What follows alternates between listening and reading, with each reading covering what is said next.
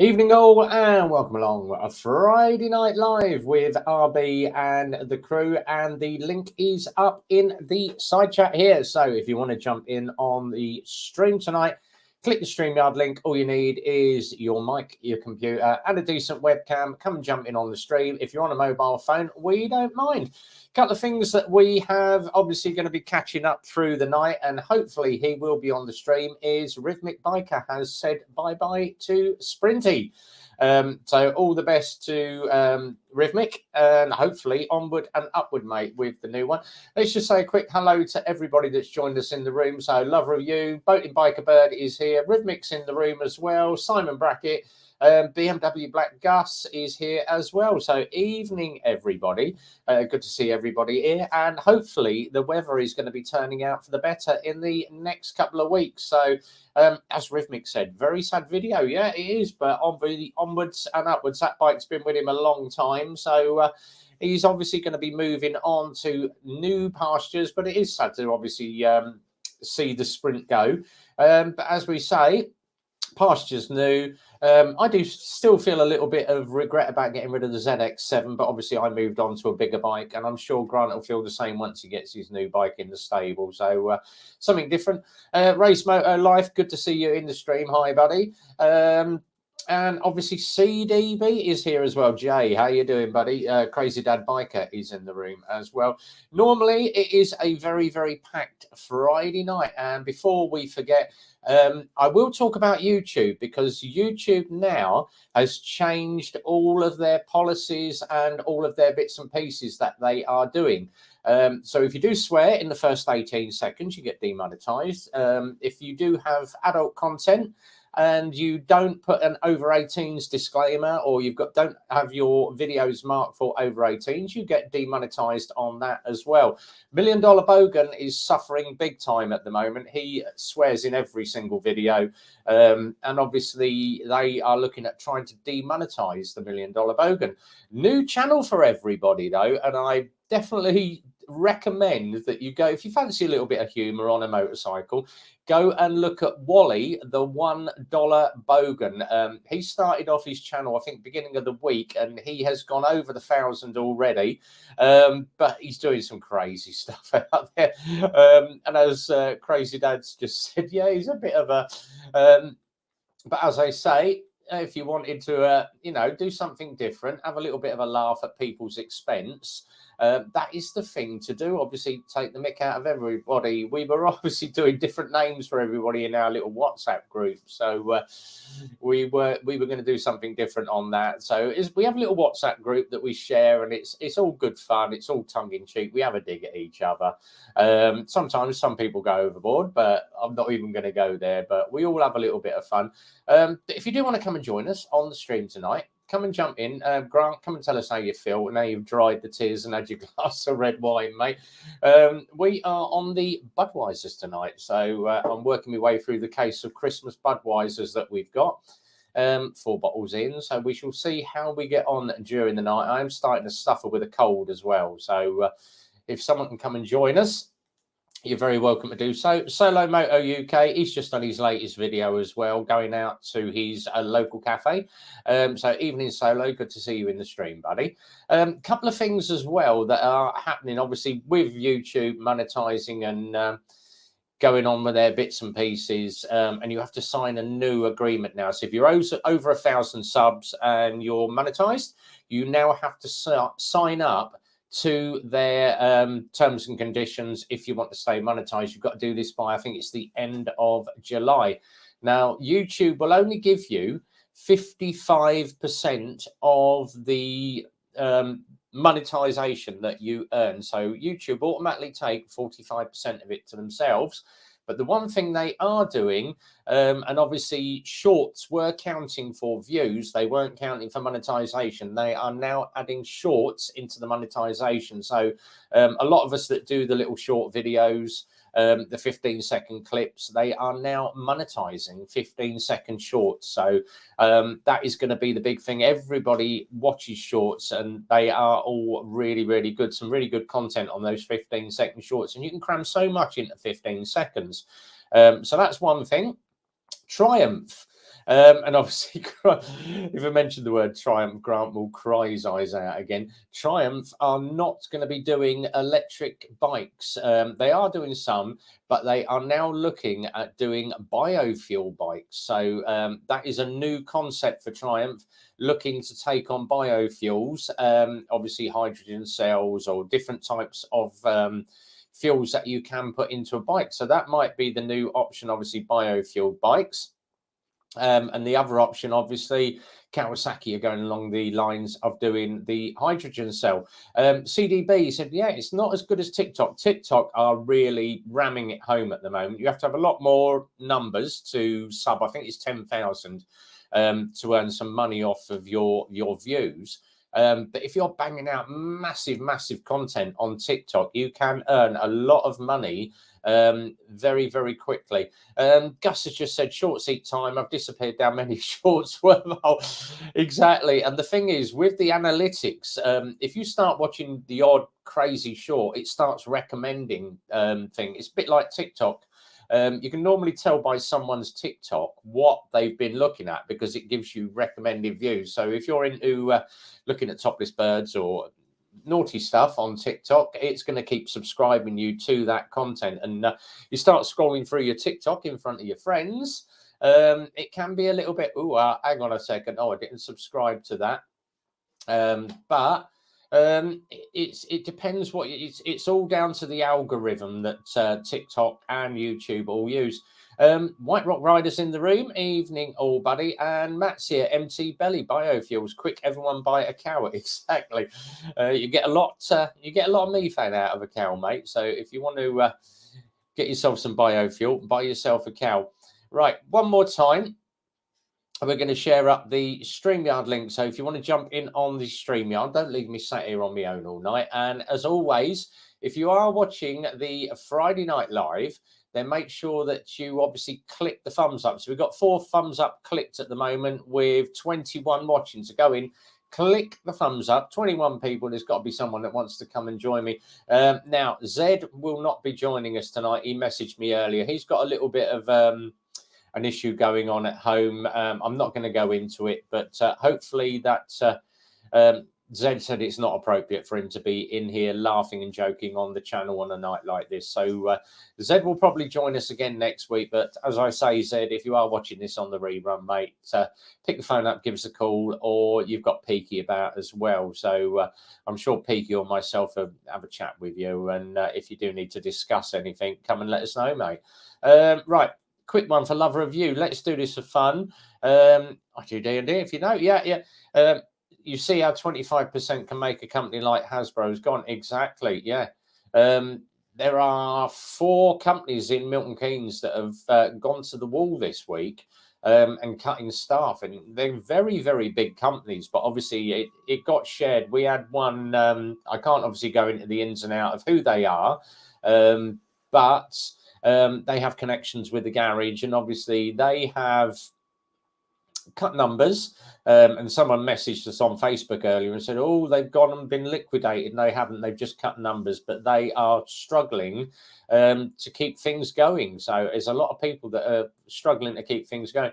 As Gus said, yeah, it is Friday the 13th, the dreaded Friday the 13th. So 4 companies today gone to the wall.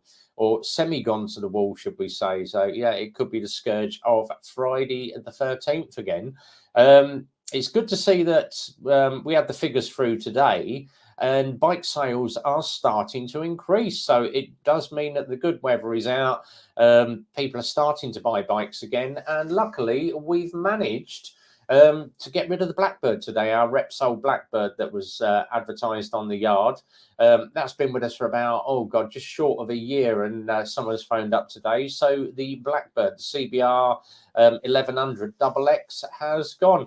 I heard 13 is my lucky number. It is for some. Mine's actually, I used to have race numbers when I was motocrossing, and they were 28, 22, 8 and 2.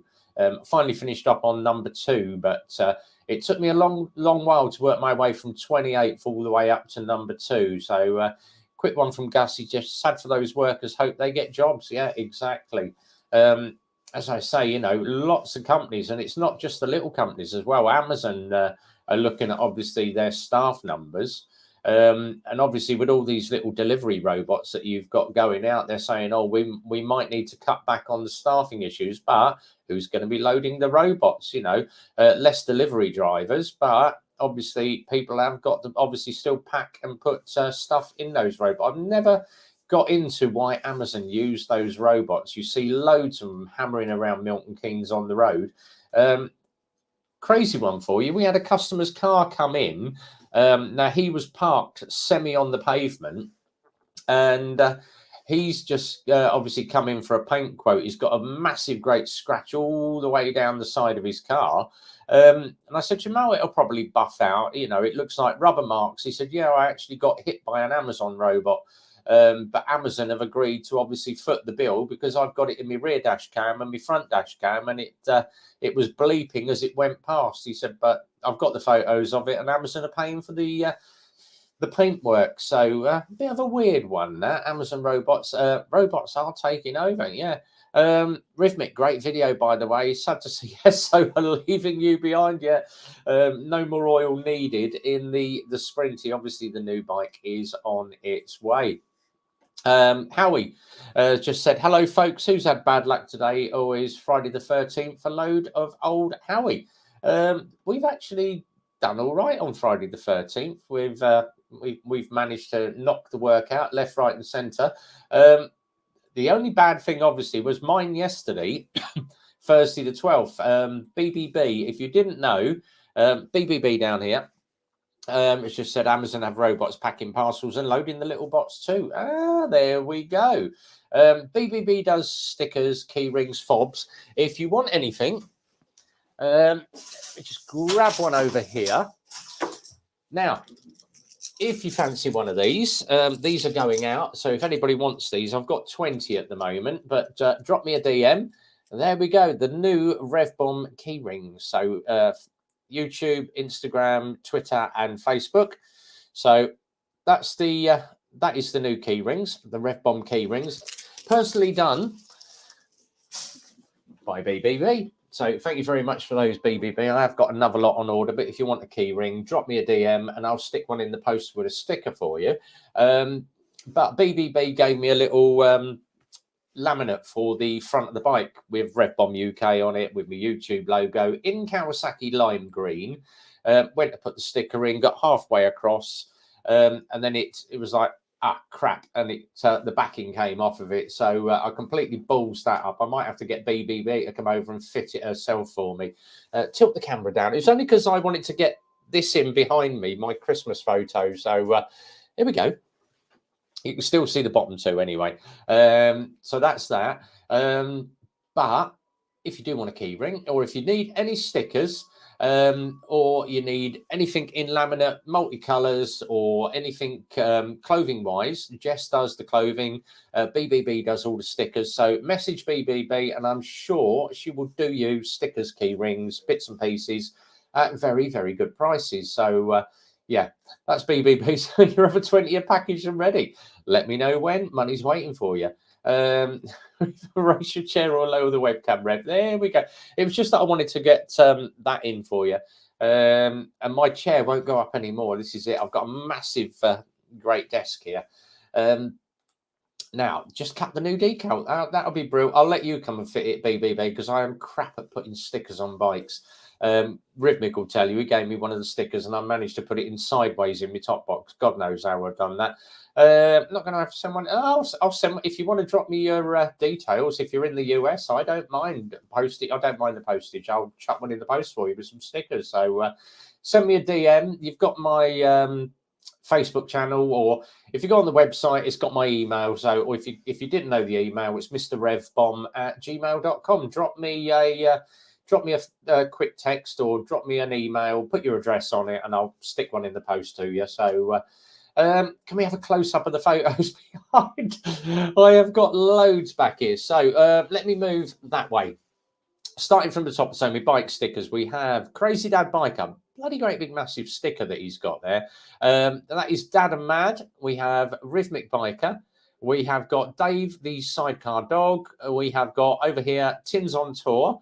Lockwood 92, Uncle Red, John Diehard McLean, Peaky Biker is there. Simon GTR, I think, is up there on that board up there somewhere. The Rev Bomb, Military Bikers up there. Another Dad and Mad. I've got loads. There are loads of stickers everywhere. But I just tend to. Oh, Simon GTR is there actually. He's right in the middle. That's his GTR there. I've got loads of stickers.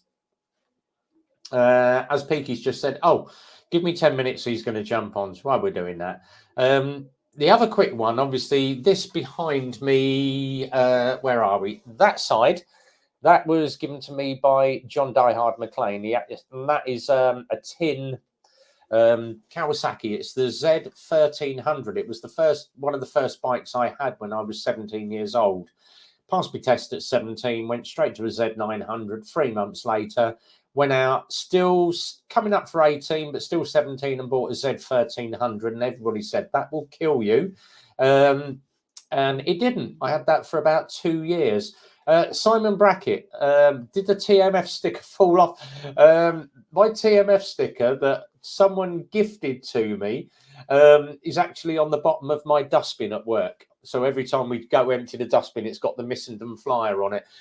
Or as we call him, the Missing Dick flyer. It's a great one. Top reverse pointing rev. Yeah, exactly. Everybody's asked me what all this crap is. So I used to be a DJ. I was a DJ for 40 years. So starting from the top, Peter Andre, my wife from Freddy Krueger, Patrick Swayze, Gary from EastEnders, Kerry Katona, David Beckham, Apollo Creed from Rocky, and he's also Dutch in Predator, Alan Carr, Blake Shelton, the country singer, Chuck Norris, best one, Stavros Flatley, Eamon Holmes, and there's a load of Strictly Come Dancing ones. And if you're wondering who that is up there in the back corner, that is Matt Cardle from the X Factor. So, yeah, bit of a weird one, that. Mrs. likes Matt Cardle, and I managed to get her a signed photo. So, and the wall in front of me that you can't see up, I've got Pink, Elliot Stabler from Law and Order, the lead singer of Westlife, Shane Ritchie, Terminator, Pinhead from Hellraiser, Freddy Krueger again, and all the cast of V, if you remember the Alien series V that used to be out in the 80s. So photos everywhere, just people that we've met over the years. But no one as famous as meeting Grant, the rhythmic biker. So, as I always say, the best people are the ones that are in this room at the moment. Where is the centerfold? The wife's got that on the bedroom ceiling, mate. God knows who that is, but we were looking at having a mirrored ceiling, but the view was awful, so we gave up on that one. Right, let me just do a quick go through the messages here. Are you a ballroom fan, Rev? The wife is. She's met Anton de Beck, Brendan. Oh God, what's his name? Brendan Cole. She's met. Oh God, Max Branning. So we haven't got Max Branning up there, but she's met Max Branning. And also, oh God, the shaven head bloke out of EastEnders, Ross Kemp. So she's met him as well. But yeah, they're just people. They're just normal people. Howie's just said, "Where's the pictures from the cast of?" I'm not that old as you, Howie. But yeah, all good fun. Of all, and someone said to me, he said, of all the celebrities that you've met, who is the worst one that you've met? I would say Arj from Towie. He's a complete and utter arse, but he's a bit of full of himself, as you would say. So. Right, let me just have a quick roll through the YouTube, make sure that no one said a rude word. No, we are all good. And we're currently still green. So we are doing well until Peaky gets on, and then it all goes to the pup, as we say. It is a no-holds channel, so if you are under the age of 18, you shouldn't be watching. It is an over-18s night. Adult jokes and F-bombs may occur, and it obviously depends how many of these the boys drink as well. So yeah, but as I say, it's unlike other channels. You get a lot of moto vlog channels where the blokes will sit in the room. They will talk bikes all night. People will go, oh yes, but there's oh, you haven't sworn. No, a lot of the big channels will not swear on the stream. As far as I'm concerned, it is just Friday night. It's somewhere to get away from the missus. All the boys in it, boys and girls are in here together. But it does get a little bit raucous. It does get a little bit rude and very, very near the knuckle. We do have, obviously, we go down the rabbit hole after about 9 o'clock, and it goes off on a tangent. No one knows which direction it will go in. And the worst one for it is BBB. She has normally got a potty mouth once she's had a few drinks. So BBB, you're not under 18 as well. So, yeah, you're live in Rev Bomb's channel. Please do not swear. Do you know what? I don't really give a rat's ass. If you do want to swear and you want to put rude words up, then you know, I am not worried about monetization on my live streams. Most of my live streams go to red within about the first hour. So Peaky's here, Paul M, I up bugger. So evening, Paul. He's about to go on a 4-hour ride, just a ride, exactly. Yeah, so all good. BBB, I don't drink. Yeah, you're absolutely liar. Military's in the room. Evening, Stevie. Good to see him. Now, obviously, military is having a 2-week time out from doing videos because Canada's full of snow. Not a lot to do apart from wander around. But he has got a second channel. So if you fancy something a little bit different, it's not bike related, go across the Military Biker's second channel, which is called World War Diggers. And it's all about going off to Arnhem and all the different sites in France and Germany. And there's some really good stuff in there as well, especially the Adolf Hitler one. So, yeah, don't mention the Germans. He's about this height and lives over there. But very, very good channel.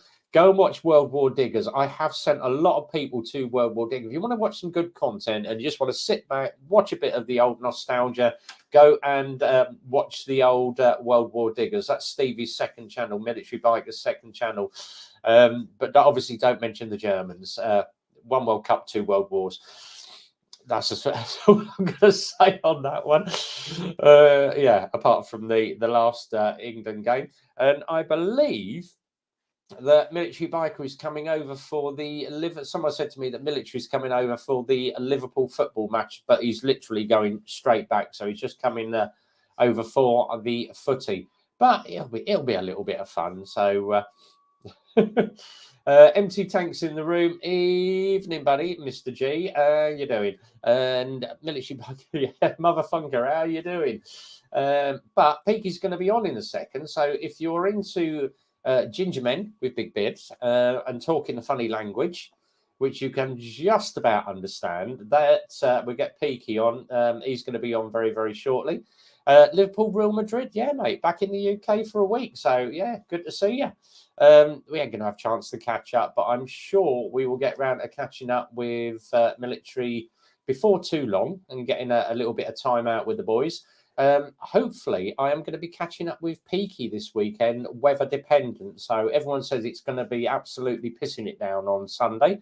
But if it isn't, then Peaky may obviously be coming out for some sausage, and it's going to be the Super Sausage Run this weekend. So we shall see how we get on with that. So StreamYard link is up. If anybody wants to come and jump on the channel, or as Brandon says, it's Wheelie Sunday. Yeah, Brandon on his MT, it's always a Wheelie Sunday with Brandon. But if you're out, Brandon, we shall probably be up the sausage on the Sunday. Weather dependent. If it is light drizzle or just light rain, then we'll be out. If it's absolutely piddling it down, I might get the GTR wet. I don't know. It's only a bit of rain and you can always dry out there. All right. And talking of the man, let's bring him in. Ladies and gentlemen, please welcome my mucker from another. It's the Peaky Biker. How you doing, buddy? How you doing, Mucker? You okay? Yeah, good. All good after today? Right. Yeah, it was a bit of a fucking bit of a bad afternoon, like, but yeah, 8th councillor in 3 years. I'm going Oh, through them, bloody man. hell. I'm going through them. Yeah, but nah, she was all right, to be fair. So yeah, it's nice to have a fresh perspective on things and have a chat and kind of fucking unload and get rid of the shit. You know what I mean? I'm swearing already. Are we in red? That's all right. Love review. He said, "There goes the bad words." Yeah, Beaky's here. Who gives a shit now? But as I say, I'm not really bothered with a Friday Night Live. We've No. always done it on a Friday Night Live. It's just guys being open, and guys when they get together always swear like troopers. Paul M's off on his 4-hour ride, so take care, Paul. Ride safe. Where's he going on a 4-hour ride? Where the fuck's he going? I don't know, Paul. Where are you doing your 4-hour ride to? Let us know. Is he just going for a ride, or I think he's just out. Is he going somewhere, or what? Yeah. Gus has just said, just check the weather for Sunday. It's not looking bad. What time do you normally get there? We normally get to Super Sausage around about 9:15, 9:30.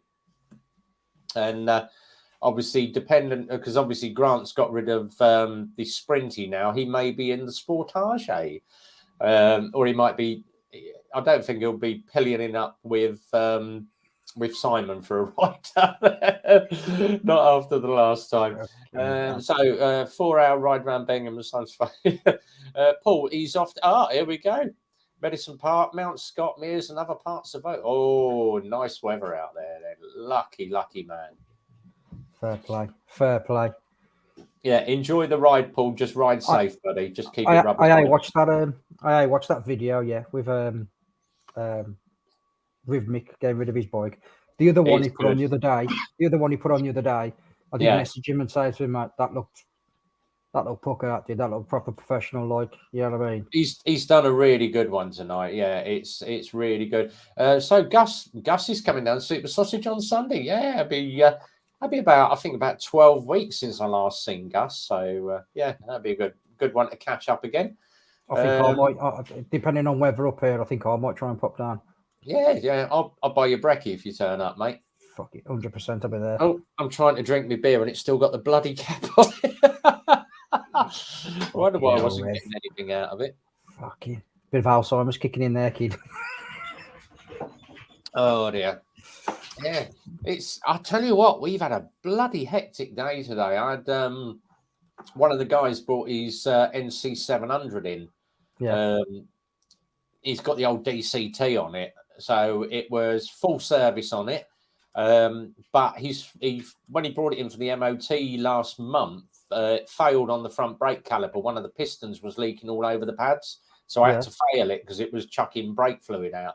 I said to him, easiest thing to do, you can either buy a new caliper from Honda, or go on eBay and get yourself one, or have the seals done, or the other option is obviously look at doing just the pistons on it. And he got the seal kit. He said, I've gone 40 quid on the seal kit. See if you can repair it. If not, I'll go for a new caliper. So we had the caliper off it today. Now, obviously, it's a dual brake system on those NCs because DCT box. Yeah. So the other tech working with me said, obviously, I'm doing them two brake lines. It's going to piss the fluid out if you just leave the brake lines. I went, I've got an old dual caliper that's sitting about. So all you got to do, pull the two pins and stick them in the other caliper, and you'll only get partial air in the brake line. And he went, brilliant. So we did that, flipped it all back, put it all back together, bled the front system, bled the lower rear for the dual braking, and then went to the back of the bike, bled it. Brilliant. Chucked it in the MOT bay. All the brakes all came up spot on, all around about the 100 on the brake tester and all locking up. Took it out across the yard, went to hit the back brake, no back brake. I'm like, oh shit, I've got air in the system here. 45 minutes later, we finally managed to get that tiny little air bubble, and it had gone all the way from the front down the line and travelled to the bloody back brake. But we managed to bleed it up. So I've just said to him, keep an eye on it. You might get a little bit of air in the system. If it does, get it back into me and I'll just drop some more brake fluid from it and do another rebleed on it. But dual brake systems are a pain in the arse to bleed because once you get air in the line, you've got to push the entire system all the way through and you've got to pump the ABS unit as well. But we did it. Ali's just popped in the room. Evening all, checking in and logging out. Not having a great chilling out, watching movies. Yeah, Ali, take it easy there. Obviously, if you didn't know, Zed messaged earlier on the motor vlogs. He's got a little bit of an issue with his mate. I'm not going to go into it, but he wasn't in the mood to come in laughing and joking when he's had bad news today. So I've said to him, Peaky's about, or I'm about. Give us a call if you need us. We're at the end of a phone, but same, Ali, if you need anything. And as I say, we're up sausage on Sunday. So if you're out riding, we'll catch up with you then. But go and have a chill evening, Ali, and let Hayden and that look after you. And congratulate Sarah on the video, the music video. Well done, Sarah. She's doing really well for herself. Fair play. Yeah, Canadian Vets here. Evening, everyone. Evening, Canadian.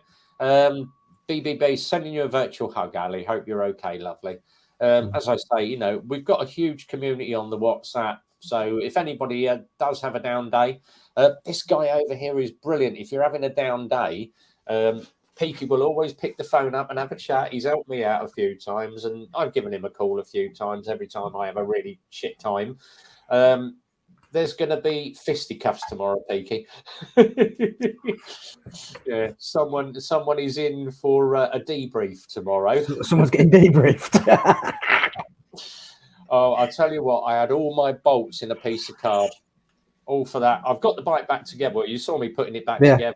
Yeah, I've got it all back together now, apart from the front panel. But I had all my bolts in a piece of card, and he's pulled all the bolts out and put them in a plastic bag. He's just testing you. He's just testing you. Yeah, it's been sent from upstairs and gone. He needs to have a test.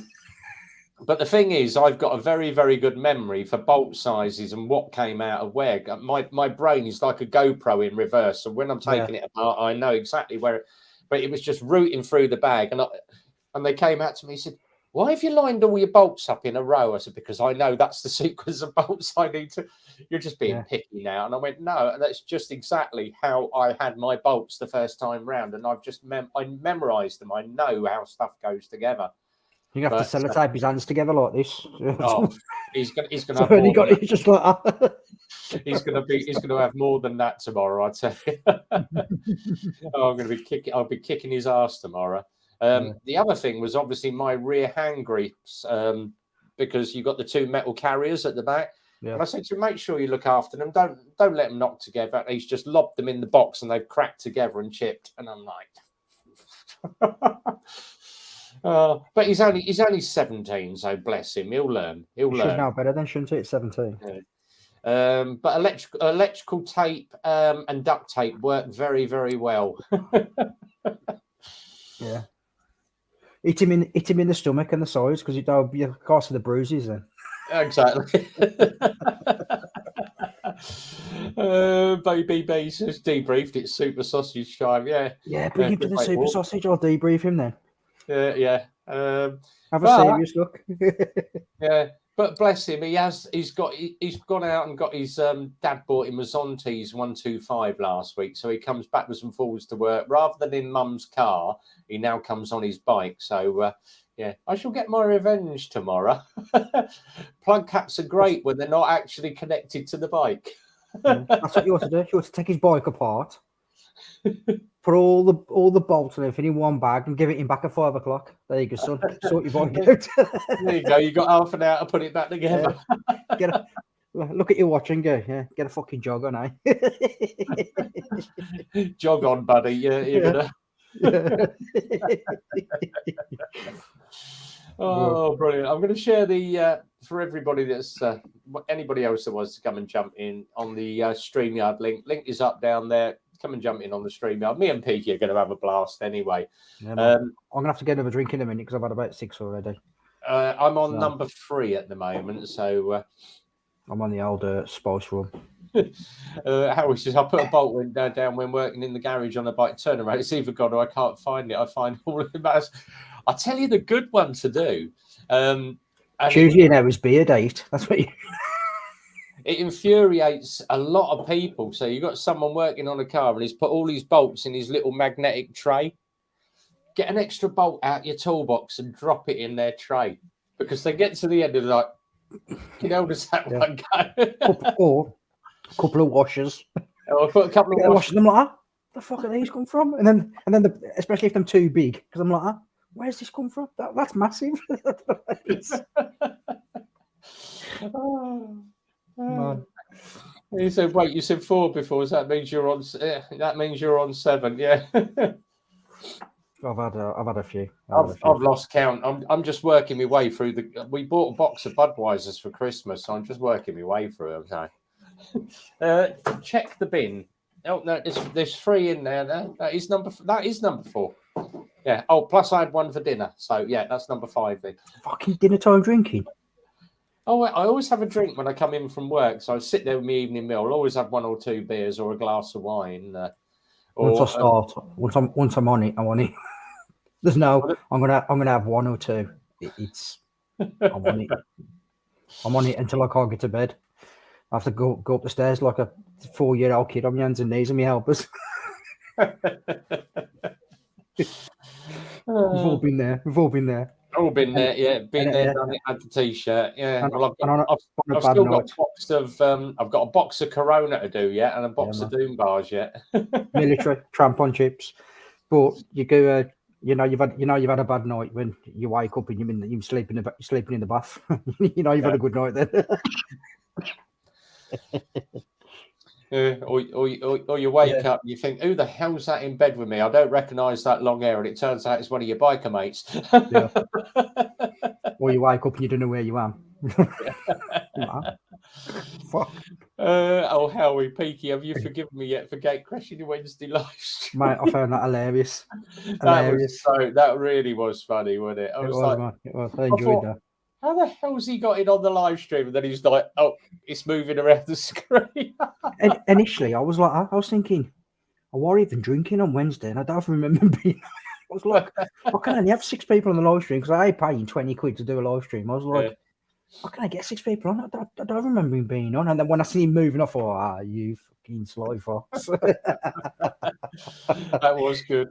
It's had quite a few views, though, isn't it? 24 hours, I've had 108. Yeah. In the first 24 hours.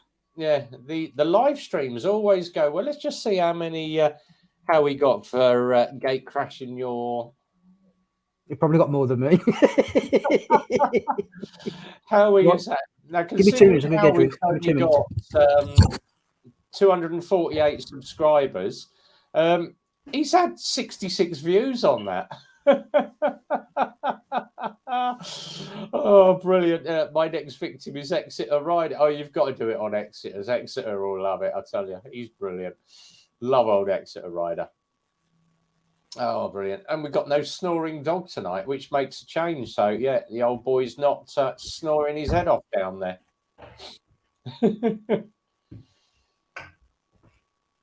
Oh, I think he's gone to... has he gone to get the dog? No, he's gone to lock the wife out. If you go into Howie702 on YouTube, that will give you his channel. But yeah, Howie's video, 66 views that's had so far. If that gets monetized, I want the money.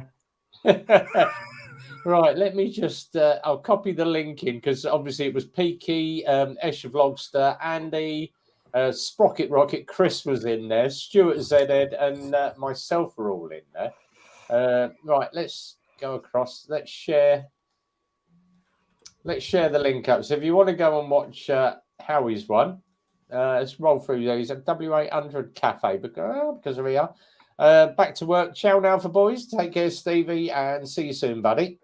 Here we go. Exeter's video is up there. So if you fancy go and watching Howie jump all over the stream, but he's gonna hammer Exeter next. So that'll be quite funny. Yeah. Like I say, when I first did that Streamlord, I looked at upgrading it. It's like 20 quid a month, eh? It's 20 quid a month, yeah. And I was just like, initially, I was just like, you know what, I ain't paying 20 quid a month. I don't get 20 quid a month off YouTube, so I ain't paying 20 quid a month to do a live stream. So a live stream. So see, the thing is, you work that out. If you're doing there's the average of four Fridays in a month. so it costs me a £5 every time I do a live stream. Yeah. But I'll probably earn £1.50, £2 off of doing a live stream. It's just the fact that I can get loads and loads of us in on a Friday night, and we can have a right giggle and a right laugh. So we're just going to obviously trying to get BBB to get herself a camera and do a live stream from Waterworld. If you've seen, I wonder where you was going with that. Yeah, if you've ever seen Kevin Costner in Waterworld, just imagine that is like the Harrods version. BBB's version of doing Waterworld would be something like the Lidl's version.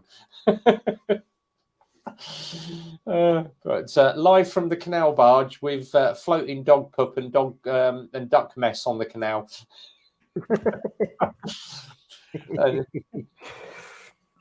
They always say the marina where she is, it's a little bit more upmarket than where my friend is moored. So yeah, she's just having the motion training. Yeah, get a bit, don't you? You'll be all right. Wake up tomorrow, the next day, you'll forget about it.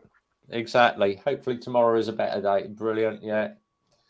But as I say, Ali, if you need anyone, we've got the WhatsApp group. Drop a message in, and I haven't followed up on the WhatsApp group. There's probably shed loads of messages flooding in because I've got my phone on silent, because otherwise it's diddle-a-din, diddle-a-din, diddle-a-din off in the corner.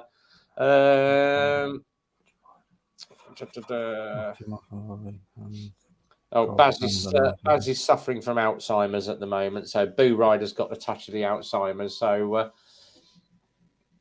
right, let me just roll through some of these. Boo needs to get a grip of texting shit. You text him like you text him, and about 4 hours later, he texts you back. Yeah, and you forget what you've texted him then. Yeah.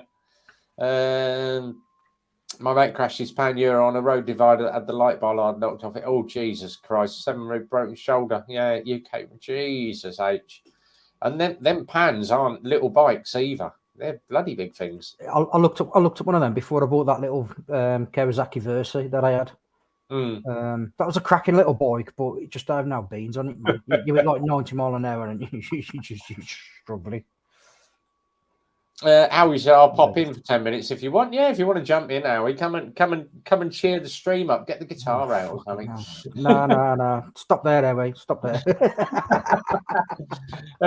Made me think about getting one of those air vests. Yeah, everyone keeps going on about these self-inflating air vests that you can buy, but when you just want to stand behind your mate in the bike queue and just give his string a tug, and it's like, mate, when I had my D&Easy ones when I was racing. There was one point in the UK where there was only D&Easy in Italy. You could refill your canister, so you had to, and it took 6 weeks. So it was like, right, we race every 4 weeks. So if you crash, you ain't gonna get your levers back by the time you have your canister done. And then we found out then that the BSB boys had the canisters. So we started then going to the BSB races solely just to have the canister filled up, and then they was at a couple of times they did it for free, but they was calling on then. So in the end, they charged us like 50 quid just to do it. Like, but it's worth it. Like, it's well worth it. But you're walking around like a Michelin man. You're walking around, it's like you can't move. Is it back when I was doing track days? You just had your levers and your gloves and your boots, and that was it. Yeah. But the only thing with them, man, is when the airbag goes off, because it compresses everything 90% of the time, because you're relaxed, it compresses and you end up pissing yourself. So it compresses and you piss yourself. So you end up having to fucking have your levers cleaned as well. Oh, Gus just said that would have prevented his injuries. True, yeah. My mate had a result. He's just moved up from Super Sports senior support. I'm going to be racing with the big boys. Oh, brilliant. Oh, fair play. Who's one of my mates is still racing, double two racing. He races BSB as well. And also one of my good friends, Storm Stacey, if any of you watches the BSB. Yeah. He's one of them. I've known Storm since he was about 8. So me and Storm talk quite often, to be honest. But yeah, it is. JDM, so God, bloody hell, in for biopsy today. Hope it was all okay, mate. Not as usual. Making me laugh is painful, so we'll try not to make him laugh too much. What was the biopsy? What was the biopsy? His sense of humour. What was he? Oh, brilliant. Oh, here he comes. So we have JDM, come on. the live stream. Oh! Fuck yeah. I'm off now. I'm off now. Right. See ya. See ya, Peaky. Take care, mate. All the best. Ride safe. Mate, the one now. Come back. What's that?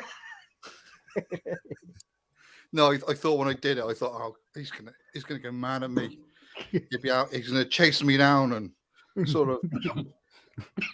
I'll tell you what, you haven't seen what goes on in the ride group. I tell you, it's very. You think the live stream's bad? You sort of see some of the stuff that flies around in the ride group. No, I don't mind doing that. And I thought, well, I hope the ex of the rider doesn't think I'm going to do it on his.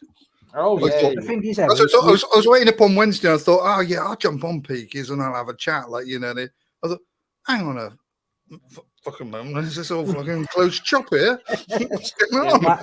I'm only allowed 6 on, so I was. Well, same as me. I'm not paying £20 a month for that. No, there's no way I'm doing that. That's just ridiculous. Really, they're after your dosh. Yeah, that's all it is. Yeah. Now you know how I felt when I wanted to go on Exeter's and he fucked me off. I was a bit. Well, I did it in a bit of a rush because I can look at it now. I do it on that OBS studio. What I can do now is I can be off screen and then creep in, sort of like slide to the side, like hey. So come in and sneak into a little place. Or yeah. And I thought if I was like an American sniper. I was like, if you're talking and then Rev's talking and then I could. You're talking, Revs. I could do that sort of malarkey going on once I get the video up. Videos, yeah. We can work with this. We can really start taking the piss proper. Yeah. Mate, I watched it. I was crying. I was laughing that much. You know what I mean? I ain't got a bad bone in my body. No, I know you haven't. I know you haven't, mate. It just made me laugh. Like you could, but I know what you're saying though. Some people probably take offense to that. Do you know what I mean? They'd get a bit of a fucking hard on about it, but I ain't like that. It's all done in fun anyway. You know, it's like when your mate's talking and you're sneaking behind him, you're looking over his shoulder. Yeah. But it's like in the ride group, because we were in stitches when BBB went up, started a new channel called the Missing Dick Flyer. Missing Dick, yeah. I call him the misinformed fucker. I don't call him anything because I don't watch him. And if you're watching Andrew, hi. Yeah. Andrew, is that your name? Yeah. In the parish news this week, we're going to be talking about road collisions. We're talking this week about alternative fuels. Yeah. Yeah. I was going to do a little video. I've done a little video today. So I had a counselling session this afternoon with a new counsellor, so I thought I need to get out and clear my head. You know what I mean? I know I was going to put it up. I've edited it, but I was going to put it up. But because it started off really funny, and then it ended up, and I was in a bit of a state. Yeah, do it when your mind's in the right place. But I think I'm going to put it out because it's just good. Then to see the progress, not the progress, but the way you can go down, the rabbit hole pretty quick. I used to do stuff like that because a while back I had a really bad bout of depression, and I was doing YouTube and I wasn't putting stuff up, but I was making videos and I was saving them and then looking back at them, and then I was finding like, what the hell are you talking? Because I'd be riding along and all of a sudden I'd have like a little outburst or something like that, and the words were like associated, but I could recall in my mind what I was thinking of at the time, and I kept thinking, you just look ridiculous, just mouthing off and that sort of thing. And it's kind of like you can, like you say, you can look back on stuff and say, but don't put it up there and expose yourself. Wait until your mindset's in the right place. Maybe a couple of weeks or a couple of months down the line, and then you probably feel a lot better about it. I mean, to be fair, I've probably done about 3 edits of it because it ain't very long. It's only like 10 minutes long, but I've done about 3 edits of it. But I just like there's more a percentage of me that wants to put it out than it is to keep it, because all I want to show people is that we are vulnerable people. You know what I mean? And you do get upset about daft stuff, not daft stuff, but you do get upset about stuff, and it's okay to get upset about stuff. And you know what I mean? If you let it go, then do you know what I mean? Problem halved, you know what I mean? The problem halved and the problem solved kind of thing. But problem shared, problem shared is problem halved. That's the one I was after. But for me, JDM's just said, oh God, Peaky, it was on my lip, but not vaginal like you. What's up with John McClane? He's got everything's okay with that Grey Wolf. He's got fucking verbal diarrhea. That's what he's got. He had a biopsy today, but he said it was on his lip, not vaginal like Peaky's. Oh right, he's had a scrape, has he? Yeah, had a scrape, yeah. Oh, fair play. Okay. It's all clear there, John. I hope it's all right, and you don't have the umbrella or nothing like that. That's all right. You wait till you're at your 50s, and you have to go and have your prostate. Come to the coast, spend Christmas, have a fucking good time. Yeah. You should do a video with that in it somewhere, like looking through a green Bible or something. But I think I'm going to put it out. I'm going to check it over the next, probably tomorrow, and then I'm going to stick it out Tuesday. Swearing video you did was brilliant, Peaky, with your tech problems. We've all been there. It was like the Faulty Towers where he beat the car with a branch. Oh, mate. It was good to see Jim Diesel out driving the car. Yes, he was. The other day, and I saw gives out, and he went off to took his bike. So Jimmy, if you're on the side there, it's looking good, mate. If you can drive a car, it's just getting that in the throttle hand, mate. It's Yeah, I think we've all been there. The Lego. Yeah. Don't tread on it. Build it. Mate, I'm getting into them Lego building videos. The first one was a bit like I felt like I should be watching it. You know what I mean? You feel like I should be watching it, but you can't help but watch it. But then I'm like, someone to pop up in the background with a cigar and sunglasses. Yeah. No.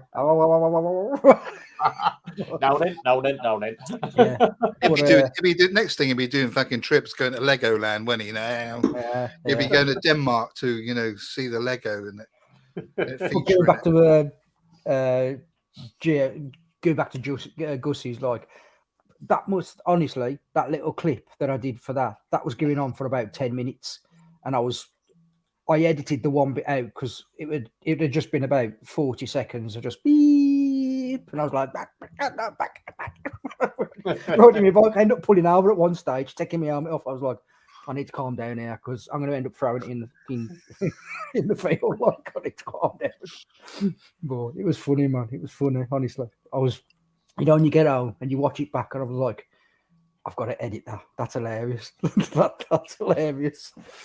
But yeah, it was good. It was good. Oh, brilliant. Couple of ones that obviously that popped up into my ride channel this week. So Escher Vlogster's done his Isle of Skye weekend, day 3. That series is brilliant. Yeah. I don't know if anybody follows Mark Travels, but he's just backed up one about I failed at charging my electric motorcycle. Who else have we got? Mark's a good channel. That's brilliant. He's doing. Yeah. There's another one as well called Mark from Leeds. Have a look at him. He's good. Yeah. He does a lot of like green lining and off-roading and shit like that. He's good channel, that is. And Code Grey, KG, who's always in the room, he's just put up one as well. 3 very annoying things that bikers do.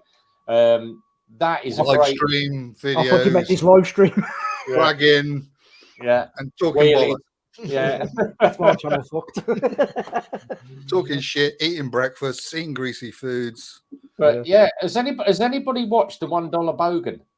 Yeah. No, I'm gonna have a look at that. I wish I'd come out with that idea. That would have been. He's doing so well for himself at the moment. He was on, I think it was about 1,500 the other day. Let's just have a quick look. Put a link up. I'll grab that. He made me laugh because the one I watched today, he was going, "Yeah, you turn into an animal. I'm going to have no sugar in my latte today. Yeah. I'm gonna have a latte with no sugar. I am such an animal. Yeah. I was I'm not going to crying. put any salt on my chips today. Yeah. The thing is, like, we was only on more live. We was only about it on more live because I was like, I really enjoyed him initially, but this last tour he's done, I was just like, mate, stop. Everything's a downer. You're just moaning all Yeah, the he time just about mangs a shit, lot, man. doesn't Here we he? go. Pack in, man. YouTube. Just pack in. Wally, the $1 Yeah. bogan. He's got some really funny. If you want to watch the hilarious one, he's Wally, the $1 bogan. How fast can I get out of this bike? And he's hammering it. He's doing 35. He's on like a chicken chaser, are you? Yeah. It's the one to watch is the biscuit one. It is hilarious. Him trying to eat a biscuit. Yeah. But he's cottoned on to something. It does make me laugh, man. It's all right. Yeah.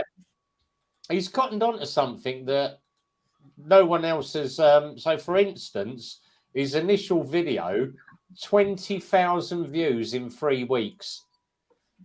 His last one he did 1 day ago. Where's Wally riding the death road? Of course, Wally. 1 day up, and it's had 8.6 thousand views. That is how to hit money and monetize like shit. 1.46 subscribers he's got now. Yeah, I he's was going to sub to him. I hope he subs back, bastard. I did send him a message earlier saying, obviously, we stream in the UK at 8 p.m. I'd love to get you on the channel and see. That would be a crack, wouldn't it? That would be a crack. But he may reply to me. I've DM'd him as well, so I've managed to get hold of his email and sent him a message saying, look, we'd love to get you on the live stream. Have a little bit of crack. Roland Keith comes in. Throttle Down Under normally comes in as well. All the boys from Australia. Let's get another Aussie on the channel. You can have more spoofs on some of these bigger channels, can't you? You know, if you're massive, you know, people are going to mimic you and spoof you and stuff like that. It'd be good as I say, I'm waiting for BBB to start another channel called the Missing Dick Flyer because it will be hilarious. Miss Dick Flyer or something like that. I've heard it's going to be Red Bum. Yeah. I put a load up the other day because we would take who was it? Let me go through them because I stuck a load up the other day. We were killing ourselves laughing about the names on there. Where are we? So we were going to call because obviously Ali Redlocks, we were going to call her Rodlux. Boo Rider was going to become the Boob Rider. Boob Rider. That could be me. And the other one, the Pesky Baker. Yeah. Pesky Baker. See, I was saying on more live, there's a geezer on you. He always messages me on YouTube on every video, and he's something like the Porsche man. His name is, and he keeps calling me the pesky biker, and he just keeps calling, and I'm like, mate, it's peaky biker, not pesky, and he's like, no, he says because basically he emailed me, and we've got our email address now, but he was like, you know. He just made me laugh the way he keeps going the pesky biker, because like he's seen one video where we're going to have a bit of a play in Wales, and he's from Wales, so we're going to have a bit of a play, and he's like, mate, you was kicking on down there, like slow you down before. But yeah, man, it was good. It was good. It's nice to have a bit of interaction as well with other people as well, like, when you got your channel. God, yeah. Them little comments mean so much. Oh, it's fun, and I do like it when you get a nice, sensible comment. I mean, I've just been looking for content to put up the other. I've gone on to looking at these radio channels and stuff like that, and looking at old CB radio because at the moment, all the Americans are coming through on the radio, the old CB channels and Rubber Deck. So I did a little video on that, and OMT Belly came in and said, "Yeah, I got all of the CB kit." I think he's on tonight, but yeah, it's just like a small world. It's a small world, and when you get people, you put a comment, Yeah, when I used to have my van, when we used to tour the UK, we used to have what was called a sideband radio. So it was Yeah, no, yeah, single sideband, AM, upper FM, sideband, lower yeah, sideband, FM. bloody Yeah. great big. It was CB 5000, the big old unit. But you used to on the CB, you if you're on AM or FM, you could on FM you get about 20 miles. CB you do about 30 mile. You had sideband and you'd be like, it's a QZ, this is blah blah. And Yeah, it's like, how you doing, buddy? Where are you? Oh, I'm in like Nevada. you won't get the range. It just doesn't matter on what mode you use, and the range will be the same.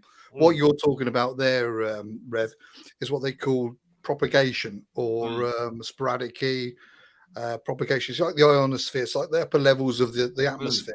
It'll Acts bounce, like a mirror, so he just bounces it back down, which is a better way using sideband because it's a narrower band and you get more signal, as it were, that bounces rather than going flat across line of sight sort of thing. That's all that is. But I used to have a big sideband radio. Do you remember the old K40s? The old K40 magnetic? Yeah, microphone. A load of rubbish. Yeah, they weren't that good. Yeah, everyone said they were good because they had a big magnet on the back that used to pick up nuts and bolts you dropped in the garage. That was it. Yeah. My old K44. But yeah, they weren't much. It weren't a bad old aerial, but then someone said to me, "Oh," he said, "No," he said, "What you want to do is get yourself a fire stick." He said, "Because it's like a whip antenna, and it's bloody." Yeah, you got more. Only thing is, it's got more metal. That's all it is. It's just more windings. Yeah. Windings. When you think about it, you got these aerials that are closely wound with a spring sort of thing, as it were. Yeah.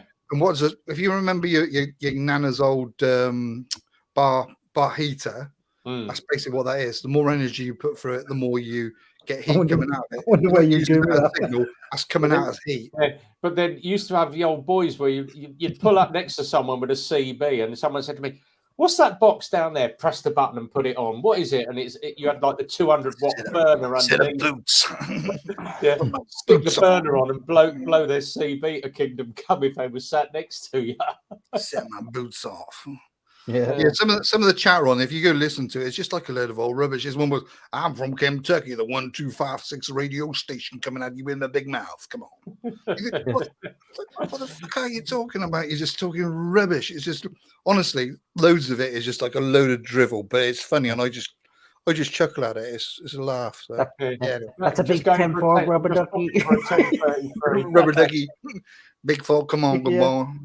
Did we get to see Rhythmic's new speed on Sunday? I don't think he's having it delivered yet, is he? Because he was on about trying to get a courier to get it down from Birmingham or something. That'd be cold, wouldn't it? Why don't just catch the train up and fucking ride it back tomorrow? He don't want to go on the train. That's what he was saying. Simon did offer to bring him back Pillion, but he said, "No, I don't want to do 160 miles or something." You could take him, couldn't you? Tell him to get a taxi to the fucking Fat Sausage or whatever it's called Sunday, and then I'll go and he can jump on the back of mine and I'll go and drop him off. Is it the Superbike factory he's getting it from? I have no idea. He didn't say. They don't the 1-2 points. I think he's bought himself a booster. Personally, I think he's bought himself a booster. Yeah. So it's either going to be a booster or a ZZR because that was the two he was looking at. So it'll be one of the two. You see, if he's going to get it for Sunday, I'm going to do a video straight away and post it up before he does. What's one Gusty just said, what's one motorbike you regret not having anymore? Mine's an RD350. Oh, nice. I used to love those, especially my the race bike. one. My Triumph 675 race bike. I wish I'd have never got rid of that. Yeah, I actually regret getting rid of the ZX7R now because it was a classic bike, but I can't get over the tank anymore. And obviously getting the GTR, I love that GTR now. Since having it cleaned and valeted, it's just like having a brand new bike all over again. So yeah, I think I regret getting rid of my GSX 750. It was in the first version type one with the square headlight ET back in the early 1980s. It was a bloody lovely, but I used to have dreams that I still had the bloody thing. You know, it was really weird. What the fuck's a Rally Wisp? Oh, huh? What's a Rally Wisp? Oh, they're very small. It's a bike. It's a bike with an engine strapped on it. Is basically what it is. Oh, it's good. It's good. Get a crowd round you, asking, "What the fucking is that, mate?" You know, It happens. White Rock Rider. I can't even pronounce that. I'm pissed. yeah, Does he live on the Isle of Wight? I think he does actually. Yeah. So before you come over to the Isle of Wight, can he put us up?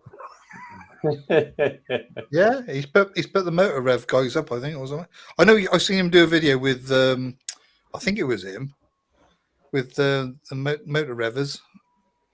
They're up near you, there, Peaky. I've never been over. He met him on the ferry. Yeah, I can remember seeing that. Yeah, I'm sure it was him. Yeah, He'll probably let me know in a minute. Yeah. Let me just. They were too bad, but they having you on your own. There we go.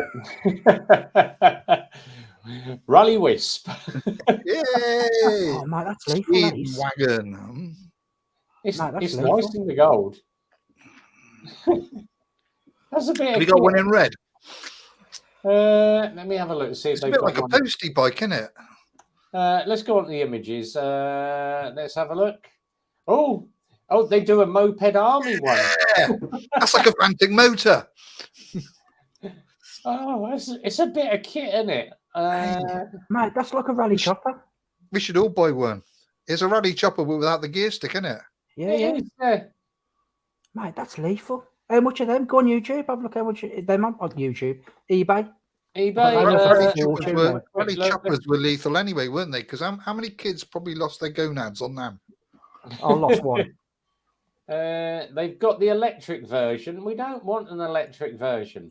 There are none for sale. Yeah, absolutely nothing. Oh, bloody hell. There's a 1964 Rally RM4, 1,840 quid for that. And it's got the same seat as a Harley. Look, it's got the springs. The one with the basket on the front.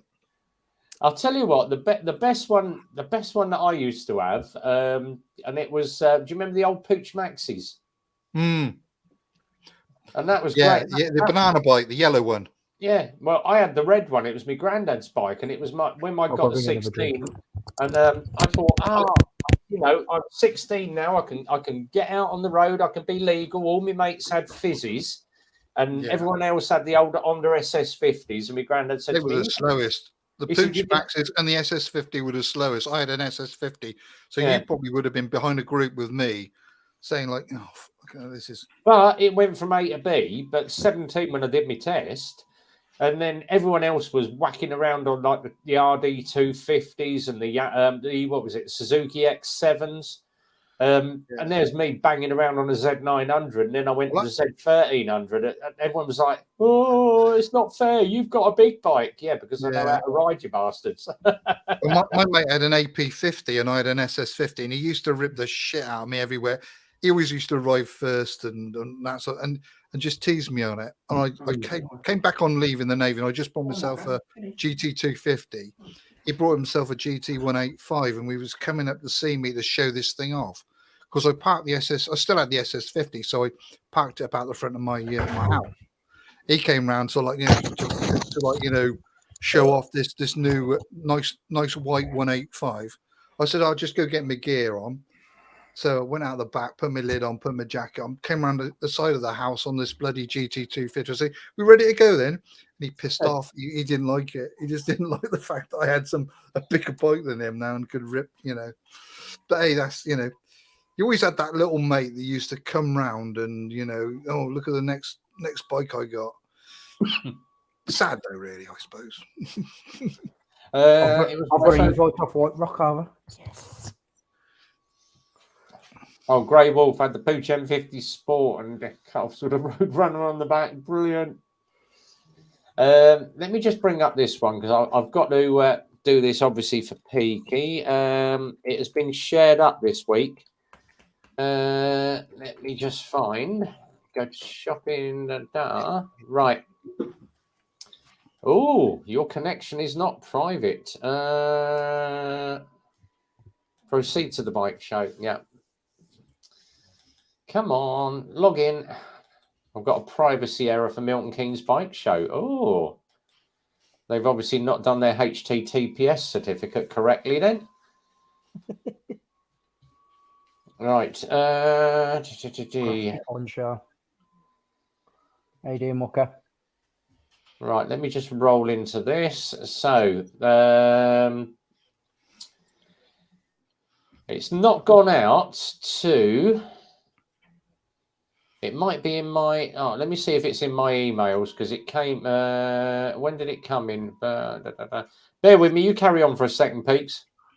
Okay, so have you got anything? Have you got anything planned? Have you then, ever? You got any trips and anything planned lately? No, anything I've booked this year is the ABR. Yeah. I want to do North Wales. I want to just have a crack at there, just probably a weekend away, probably a couple of times down to the southwest. I might go down there, and if Saddlebags is doing one of his little runs, I might hop on the back of that. But I've got nothing planned, and the way I am at the moment, I don't really want to go overseas or continental and stuff. You know, I think just if I could just stay so long, you know, I'm as long as I'm not too far from me home, and I can get back here. Yeah, I get sort of like what was it, leaving the house anxiety issues. Yeah. That way, so I don't like to get too far away. Yeah. So I mean, once I get over that, I can be going all over the bloody place, like, you know. Fair play. You just got to take it a little steps, so you might just fucking build your confidence up and. Yeah, you know what I mean, whatever. But when you do your run, round, you know, if you're doing like the North Somerset coast or the sort of like down Dorset way, I could probably drift down that way and come along with you for a bit. So what I'm looking at doing is on the day, on the day before. So what I'm looking at doing is like putting out a bit of a schedule, so I can say, right, I'm leaving here at this time. I'm looking at getting dinner time there, 3 o'clock there. Do you know what I mean? At least then, if people want to meet me and have a couple of hours with me, just riding, because obviously I ain't going to be able to keep stopping every 5 minutes. But if they want to stop, obviously have a ride with me, or you know, meet me for dinner, or meet me for my tea, or whatever. Like, I was going to ask you about that, about Scran and stuff like that. You know. Yeah. So what I could do is pick up some chips or pick up a meal or something like that for you. Yeah. Save you sort of like time, so it's something that's warm and and meet you some place or something like that. I mean, to be fair, I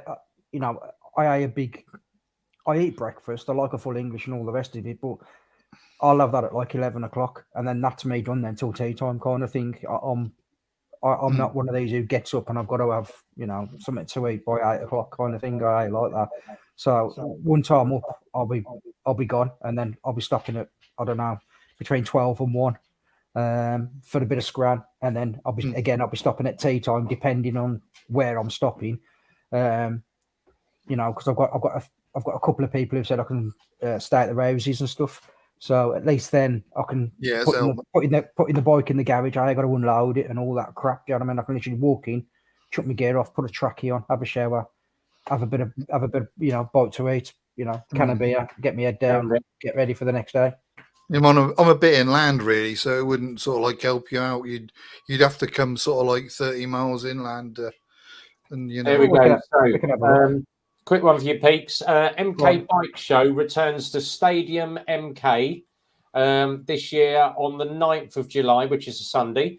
Yep. We're planning another great day out for the biking family with traders, activities, and, of course, lots of bikes on show. We've got an events arena, so you can test drive bikes now. They're also going to have a stunt show in there.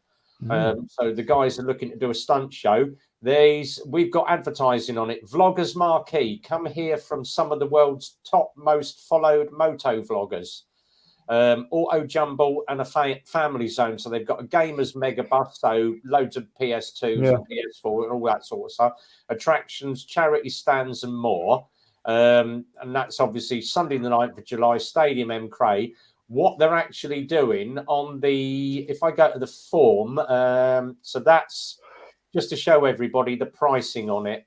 Let me just share. Let me stop that screen and go to the other one.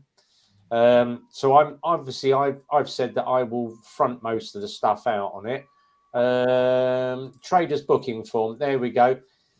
So we have ordered 30 meters by 10 meters. So it's basically 900 quid plus that. So it's 1,100 quid. for our stand. But if you work out, if it's 30 of us plus the bike behind, you're going to need 10. You're going to need 10 meters behind you to get that in, plus your table and that. So each person will have the bike behind them, table in front. They can do the stickers, their merch, and everything. So that's all that on there. So that's your trade stand. But what they are actually doing, let me stop sharing that one, and we'll bring up the final screen.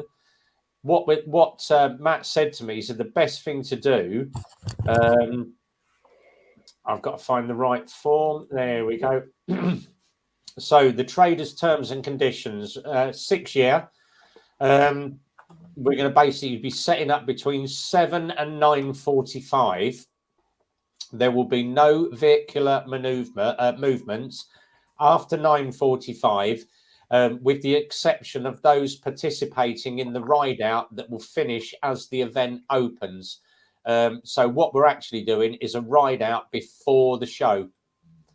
So all the moto vloggers are going to go out on their bikes. We're going to do a quick run around Milton Keynes for about an hour, then bring everybody out, and then the moto vloggers all pull in with their stands, and then everybody can come and meet the moto vloggers. That'll be all right. That'll be good, man. You know what I mean? At least then they can see all the bikes and that shit. I've got 2 video screens, so if anybody's got files or pictures that they want, DJ's going to put up all their pictures for them. And then during the day, we're going to be doing Q&A, 15-minute session with each of the moto vloggers throughout the day. So we're going to space it 15 minutes apart. So we'll do one at 10 o'clock, one at past, and then 11, 12, throughout the day. So everybody gets to meet all the moto vloggers and have a Q&A with them and ask them questions. I'll take it the pictures of your bike. Yeah. So you can get to meet and greet and have a photo, have a photo with the moto vlogger, sit on their bikes or whatever, if moto vloggers allow people to sit on their bikes. I think it's going to be a good day out, even if 6,000 people. But what we are going to do, which is different to the ride that the 1000cc Club did for mental health awareness, we've actually got a representative coming that is going to sit with the cash box all day.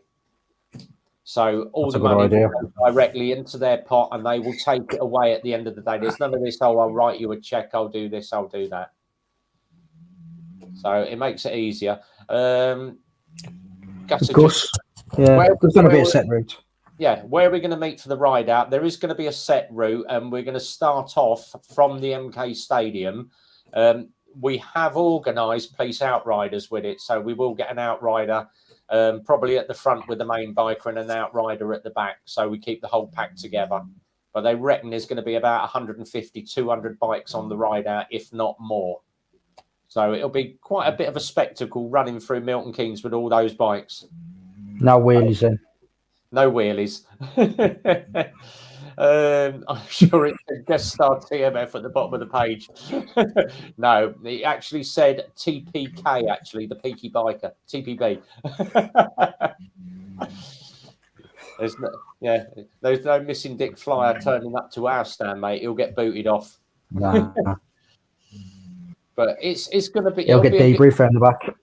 Yeah, and a beasting. Yeah. And staff pride at 10 o'clock. Are we? I can't hear you. Can't hear you, are we? Can't hear you. Oh, there's always one, isn't there? There's always one. It's usually the same one as well, eh? Hello. Hello. I don't know whether that's a good thing. That sounds like... Mate, it sounds like you're eating a bag of crisps. It might be you. I'm all right here. I can hear him. I'm all right. I can't hear him. I can hear you now. Can you hear me now? Can you hear me now? Hello. Chat you want to. I'll go and I'll come. I could hear him. I'm just pulling his leg. Oh God, I've got bloody cramp in my leg now. I've been sat here for so long, I've got bloody cramp in my leg. Oh Jesus, man. What's That's the only thing with my right leg because of the pin. If I sit here too long, my calf muscles start cramping up. So don't worry, I'm not rubbing anything else under the counter. Oh, BBB will be taking the mick otherwise. Oh, Jesus H. Oh, he's back. Oh, right. Let's Hello. put him in. Is that working now? Yes, It mate, was I can the hear you, first Chris. place. He was winding you up. You bastard. I was calling him a fucking I told you right. I'd get That's you it. back. He's just getting me payback for the gate crashing. That's what it is. Yeah, right. Yeah, war. It's on. Game on. Game on. Oh, Jesus Christ! Right.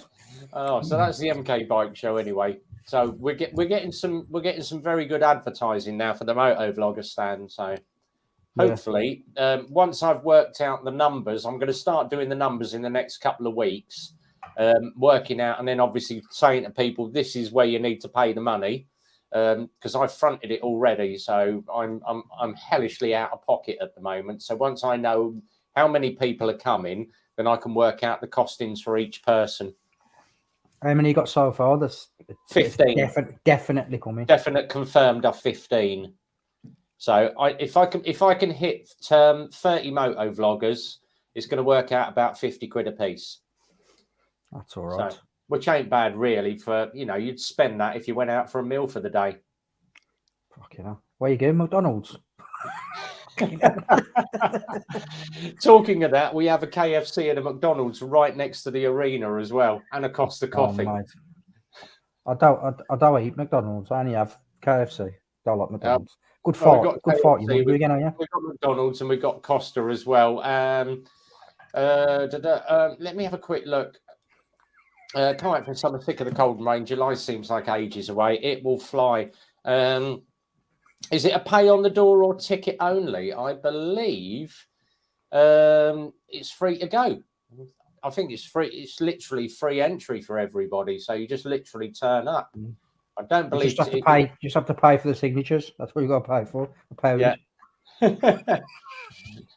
Get the autographs and that. Yeah. But I believe it's a free event. So you literally just rock up, park your bike, and that is it. So let me just see. Let me just go back into Milton Keynes Bike Show again. I believe because last year it was a free event. Let's have a look. MK Bike Show 2023.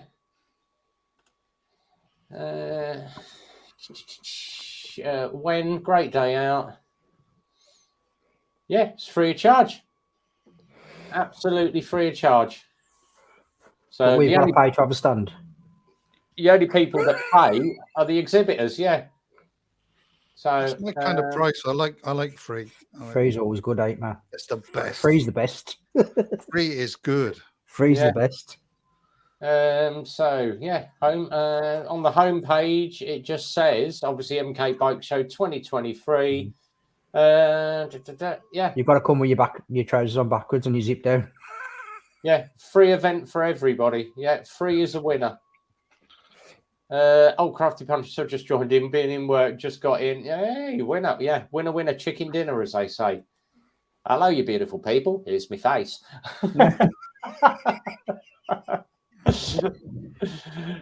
Oh, I tell you, I'd love to get him on the show as well, the Aussie man. Get him in on the show. Oh, yeah.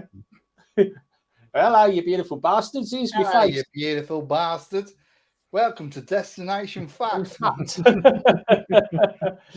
My neighbour is a huge fan of Aussie Man, and I got him one of the, the key rings.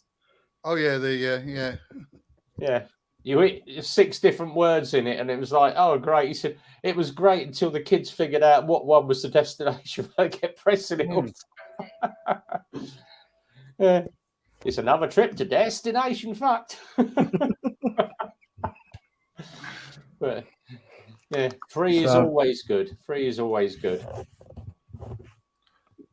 Oh, as I say, StreamYard link is up. If anybody wants to come and jump in the StreamYard link, come and join the. Where's Rhythmic? Where's Rhythmic? Is he still in here or what?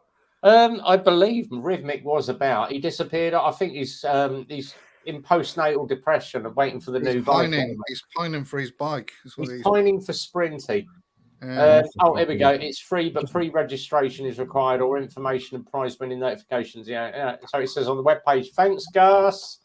Yeah. So it says on the but the only ones that are actually paying for it are obviously all the exhibitors. So they make a lot of money. It's events managed, so the same people that do all the concerts and everything. So they're going to be making their money out of it. Yeah, 100%. So, I'm surprised with Mick sold that bike. I know. He hardly used it, did he? Well, no, it just cost him. It cost him a fortune in oil every week, didn't it? It took more oil than petrol. I used to have a blue Sprint GT. I do regret getting rid of that bike. It was I went every bloody where on that thing. Did you sell it to Rigby? It was exactly. No, it wasn't. No, I didn't sell it to him. It was the GT, not the Sprint. So I had a bit of under the seat luggage, which was handy to put your pants and spare lube in there and stuff. It was. Fucking hell! How big was he? What? How big was what? The box. Oh, my box. It was to get your pants in there. There must to be get a good size toolkit in there. That's all I'm going to say. Fucking this. Oh man! And you go fucking pan it in. Yeah, you're riding down the road and you see it's bumping up. I was just wondering because obviously with Rhythmic being into Star Wars and his lightsaber and that, you can fit a lightsaber in it. Exactly, but is the new one when he pulls up on the new one? Is he going to go? Oh, I'm your daddy. The thing with the Sprint and the GT, it was the exhaust was right underneath the pinion seat. So if you're a pinion on a Sprint GT, your ass is going to get roasted. It really is. Yeah, it's like cooking steak, I should imagine, with that bloody thing running underneath you. The thing is, I used to take a lot of people out on the back of the ZX. My mates used to love tucking in. It was like, oh God, chuck it into the corner. And every time you take the female rider out, they'd be banging on your back. Go faster. What? Go faster. Drop it a gear and go faster. And he's like, why? Oh, when you hit 7,000 RPM, the seat vibrates. What sort of people are you taking on the back of your motors there, Rev? Rev riding around. Are you frequenting the sex areas of Milton Keynes? Rev's riding around in first and second. Girls' lifts.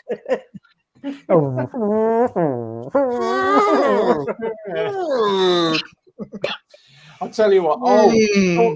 Have you seen the bloke? You've got that the one that there's some guy on TikTok and he does like the kiddies. This is my mum and my dad, and I'm 5 years. Yeah. He annoys me like anything. Yeah, he does that. Yeah. I'm 3 and my mum's she's asleep. Is that the one? That's the one. Yeah, annoy him. There's another one. There's another one now. This guy does an old woman called Maureen or something. And he's like, hello, lovey. This is Maureen here. He phones Pets at Home and she says, my granddaughter's just asked for an 18th birthday present, Pets at Home. Can you tell me where I can buy a rampant rabbit? Yeah, I can remember watching reruns of Phone Jacker. Did you ever watch that? Yeah, God, yeah. Oh, Timmy, that was absolutely bloody brilliant. He was. Some of the. But I think I might buy the Silver Cloud today. Yes, sir. How much is it? That's £128,000. Can I put a £500,000 deposit on? Yes. The my card number. It's 249. I'm sorry. You'll have to. Sorry, Nigel. I'll tell you it again.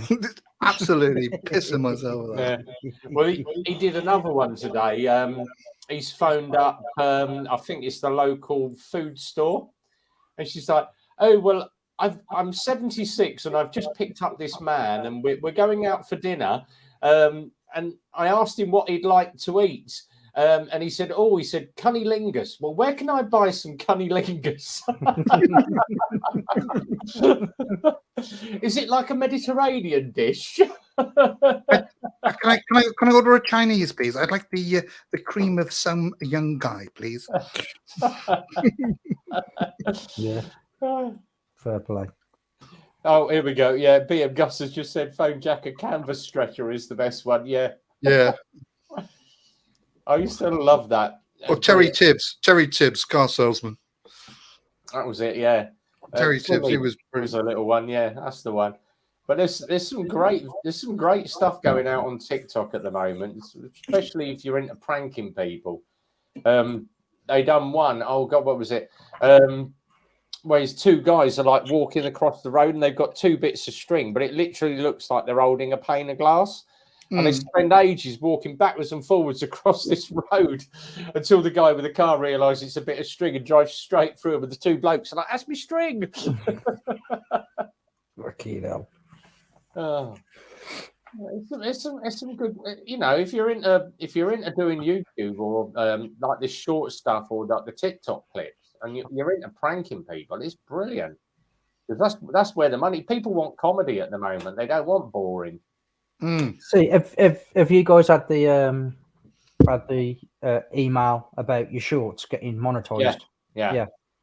So I've had that. Well, I had that the other week, but I've only done it this afternoon. Like I've only filled the form. Have you read the entire terms and conditions though? Yeah. So that you get 55%.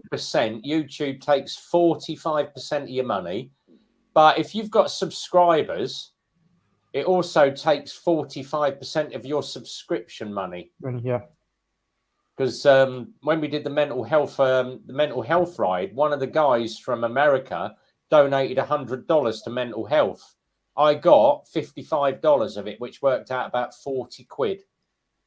And YouTube took the rest, which I think is wrong. If it's a donation, it shouldn't be. They shouldn't be taking that amount of money from people. You see what I'm doing on my challenge. I'm just gonna. I keep saying it about the description. I'll just put a link in the description and just click on the link. At least then you ain't going to get stung by taxes or anything like that. Yeah, because it all goes to Just Giving, doesn't it? Yeah. Yeah. Well, when I spoke to Scottish Little Soldiers, they said that's the best form for them because at least then, I ain't got to give them a check or me personally, I ain't holding the money, which is the major thing for me. I don't want to have anything to do with the money. You know what I mean? So at the end of the day, you're just doing a charity run and you're videoing it. Yeah. You really? So, what should bloody YouTube benefit from it? Yeah. So, well, like I say, I am going to video it, but I was, to begin with, I was and ahhing whether to or not. But I think the more I think about it and the more I talk to people, I'm gonna video it, just to show the ups and the downs and stuff like that. Like, as it's also going to be a bit like not just a vlog, but a bit about me as well. Then, because you can see my up days, my down days when I'm laughing and joking, and then when I'm tired or you got to push through it because I've got to do another 100 mile to hit my target or whatever. Then at least then you can gauge. Then you're not going to do $1 million bogan, like, face to the camera and spooky music and all that shit, are you? Nah. Good. Do I look like that? Yeah. Oh, and obviously following on from my rant last week about Hastings Insurance. What they said? Yeah, it went to court. Now there was 1,500 quid I wanted to cover my equipment. And the solicitors added on £7.50 a day delay charges for holding up the court case and basically waiting for it to get to court. So they banged on £7.50 a day. So you're minted now then? No, hardly got a penny out of it. It went to court. The solicitors never bothered to turn up. They did it by letter application. Right, yeah. And obviously not being represented in court, the other party didn't turn up either. So the judge sat there, looked at it and went, oh, right, yeah, the solicitors can have their £7.50 a day, which was paid direct to the solicitors, not me. So the solicitors made an absolute mint out of it.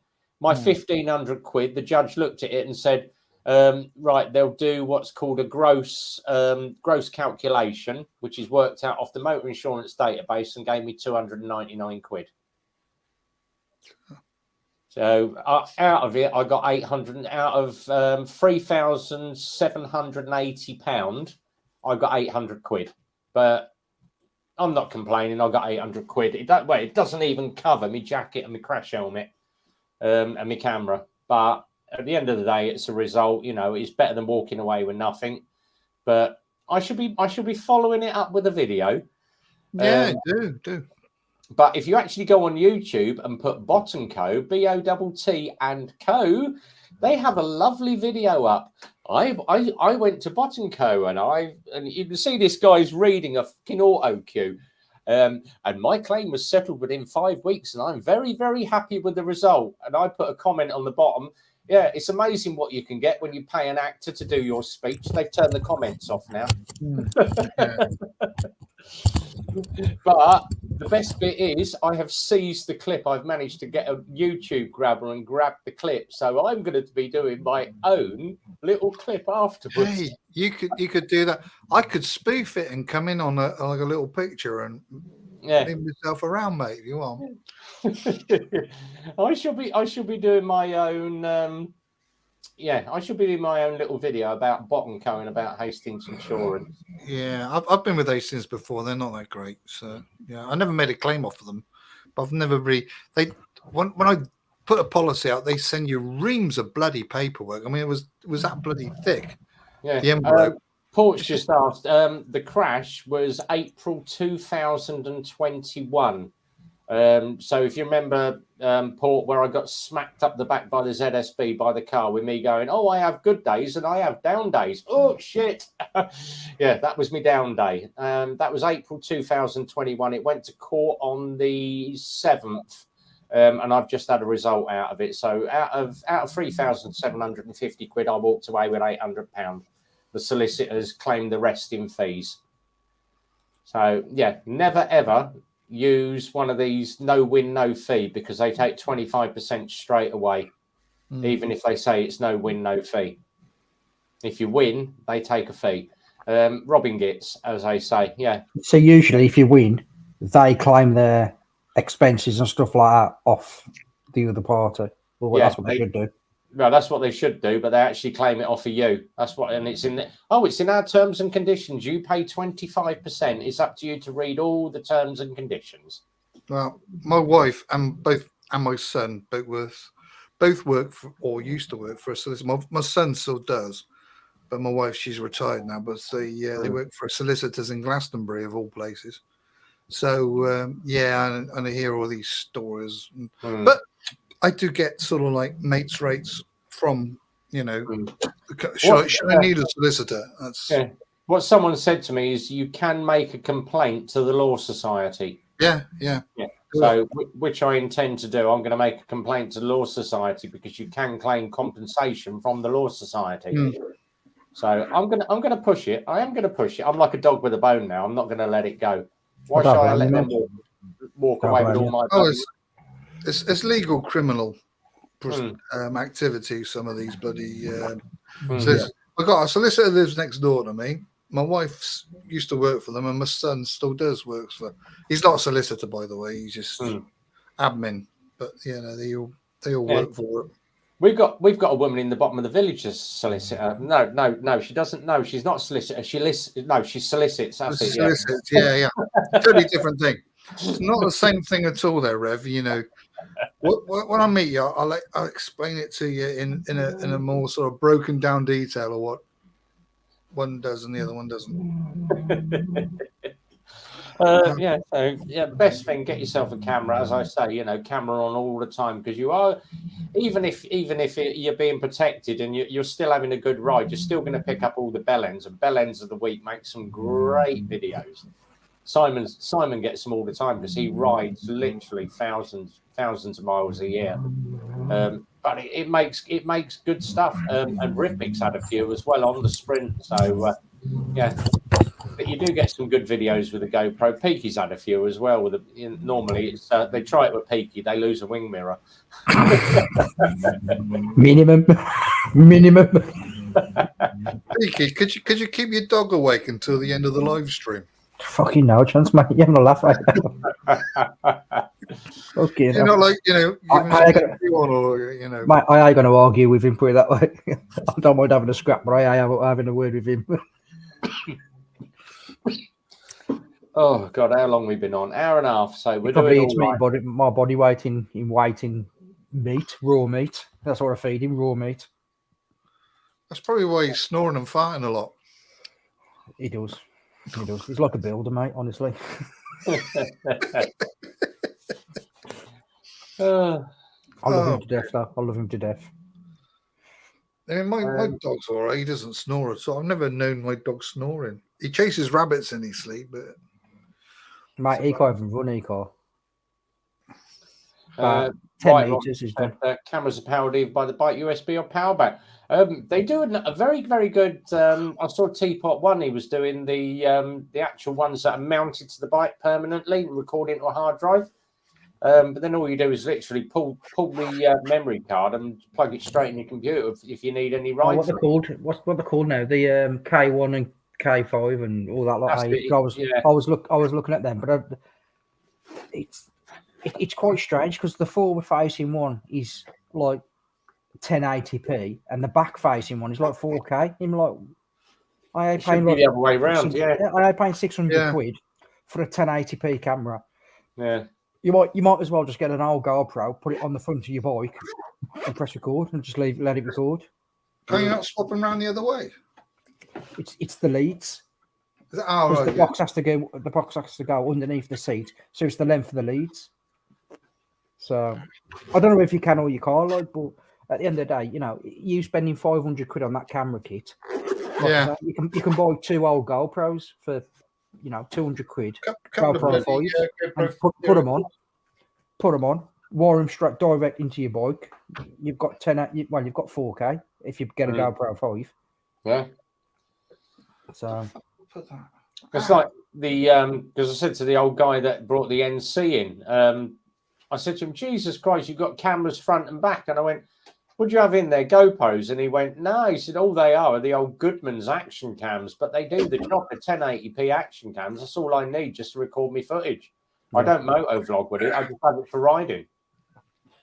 You see, I think that's what I'm going to get. I'm just going to get a set of cameras. See you later, Gus. See you in a bit, Gus. See you, Gus. I think that's what I'm going to do. I'm just going to get it on my top box and then just leave them running all day and get I've just ordered some 1 terabyte chips. Go get us Duracell. Rechargeable one. They're bloody brilliant. See, I've got something similar to that, but it's smaller than that. I've got a load of them. One. It's a Cois one, and that lasts me between 8 and 10 hours on record as well. Well, if you're down the sausage on Sunday Peak, weather dependent, obviously. I take it Port is normally there. Now Port is one of our guys that bought a bike from us. It's Stuart, and it's a Lexmoto Titan. He's done 40,000. Well, I'd say about 45,000 kilometers on that now, and the thing's still going. So what's that? About 30,000 miles. About 30,000 miles on a 125 scoot, and it's still going. Fair play. Yeah, but that's good. That's good because that shows that the servicing works, basically. Yeah, he services it all the time. We've just put new belt and rollers on that. I think he's on about his 5th, 6th set of belt and rollers on it now. But it cracks around at 60 mile an hour. It goes well because he's run it in properly. He services it every 6 months. And it's covered in ACF 50. And like I say, bang some ACF 50 on it all the time. It looks like a 2-year-old bike, and it's about 4 years old now, so he's going well on it. Grey Wolf, I've got a 360 pinhole Blue Peter from. I think he just shit himself. Fucking hell. Stinks that. That's the bloody raw meat, mate. You want to get him on a different diet. Have a word with the vet. Mate, I will change him, mate. He's a full pedigree British Bulldog, mate. He's a unit, mate. Honestly, he's twice the size of any other Bulldog. His chest's massive. It's like, honestly, he's huge. But he's got good pedigree. He's got a good bloodline. So, and it's the best thing for him. Like when he walks, you don't get that. You know, some dogs get that. You don't get that because he gets wet food. So all his nose and the back of his throat is lubricated. So you don't get nothing like that apart from snoring like a fucking war busk. Yeah, that's like our one. He's snort. Ours, we got an Egyptian Saluki, short-haired Egyptian Saluki, and he's skinny as arseholes, but he has a mix of wet and dry food. But he eats like an absolute pig. If we're sitting there at night having our evening meal, we'll sit at the table until he gets something. Mm-hmm. But he sleeps on the bed at night. He's got his own bed. He's on the sofas at home. So everyone's like, "You let your dog on the furniture? It's his house. You're a guest. It's his house. Yeah. You know, it's his rule." That's like me. Yeah. If you don't want dog hair on your clothes, don't sit on the furniture. Yeah. I got a Springer Spaniel, and he was a rescue case. He was left about 11 months without any real human contact, and he used to live in a garden all year round. No, he's never been inside a house. And when we got him back to our place, he didn't want to come in the building. He didn't want to go in any sort of opening, any gateway. And we've had rescue dogs and rescue animals in the past, and he's a nervous dog. And when we first got him, we thought he had like a wheat intolerance, because these dry foods and even the wet foods got loads of wheat that they bung into, these producers bung into it, and we thought he had like a gluten or a wheat intolerance, but it just turns out he was just nervous, and he was forever. I mean, messing himself and everything like that. But we got him on the right food now. And got him on the straight and narrow. Yeah, he's on a good balance now. So, but he's all right. He's improved a lot. You see, our one when we first got him, the size of him, Jesus, he's huge, isn't he? Honestly, for a bulldog. Are you holding him out, arms outstretched like those fishermen do to make him look bigger? Mate, I'm holding him in, so I'll drop him. You see, our one, we actually went down. The missus was like, "Oh, should we get a dog? Should we get a dog?" And I'm like, "Nah, not really." And we were looking through loads of dogs, and then I spotted him. I went, "Oh, she's nice." And he went, "It's a he." Oh, all right. So we went down we drove all the way to Guildford just to see him. But he is absolutely gorgeous. That's we took him out Christmas, and he had a groom. Yeah. He's nice. But he went to jump on the bed yesterday. We've got one of these massive great what is it? What do they call it? California King. Massive big bed. But it's a metal one. He went to jump on it yesterday, and he missed getting on the bed and smacked his back leg on the metalwork, and he was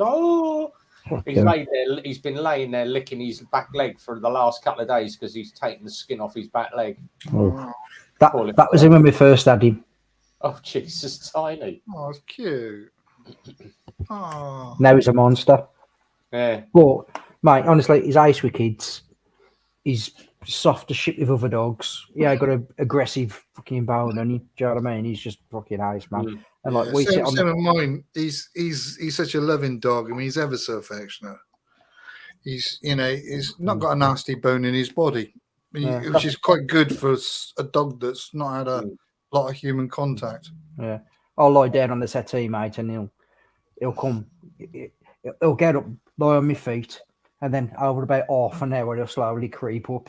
It's like he's lying on me, and then I'm lying there, and I can't get up. He's like 33 kg, and I'm like, mate, I can't get up. You need to shift. You know what I mean? I'm like trying to roll him over to get up. Like. Well, you see, our one, he's normally on the bottom of the bed. But during the night he tends to come up the middle, and he'll cuddle up to one of us. So it's not. You sort of wake up, you're sort of 3 o'clock in the morning, and you're like, "What's that over?" And he's got his paw over the top of you, and he's snuggled into the back of your head. Yeah. No, I still get on the bed, but he lays down by the side of you all the time. I'm surprised he's not up here at the moment. But he just likes to be in your company all the time, and it's.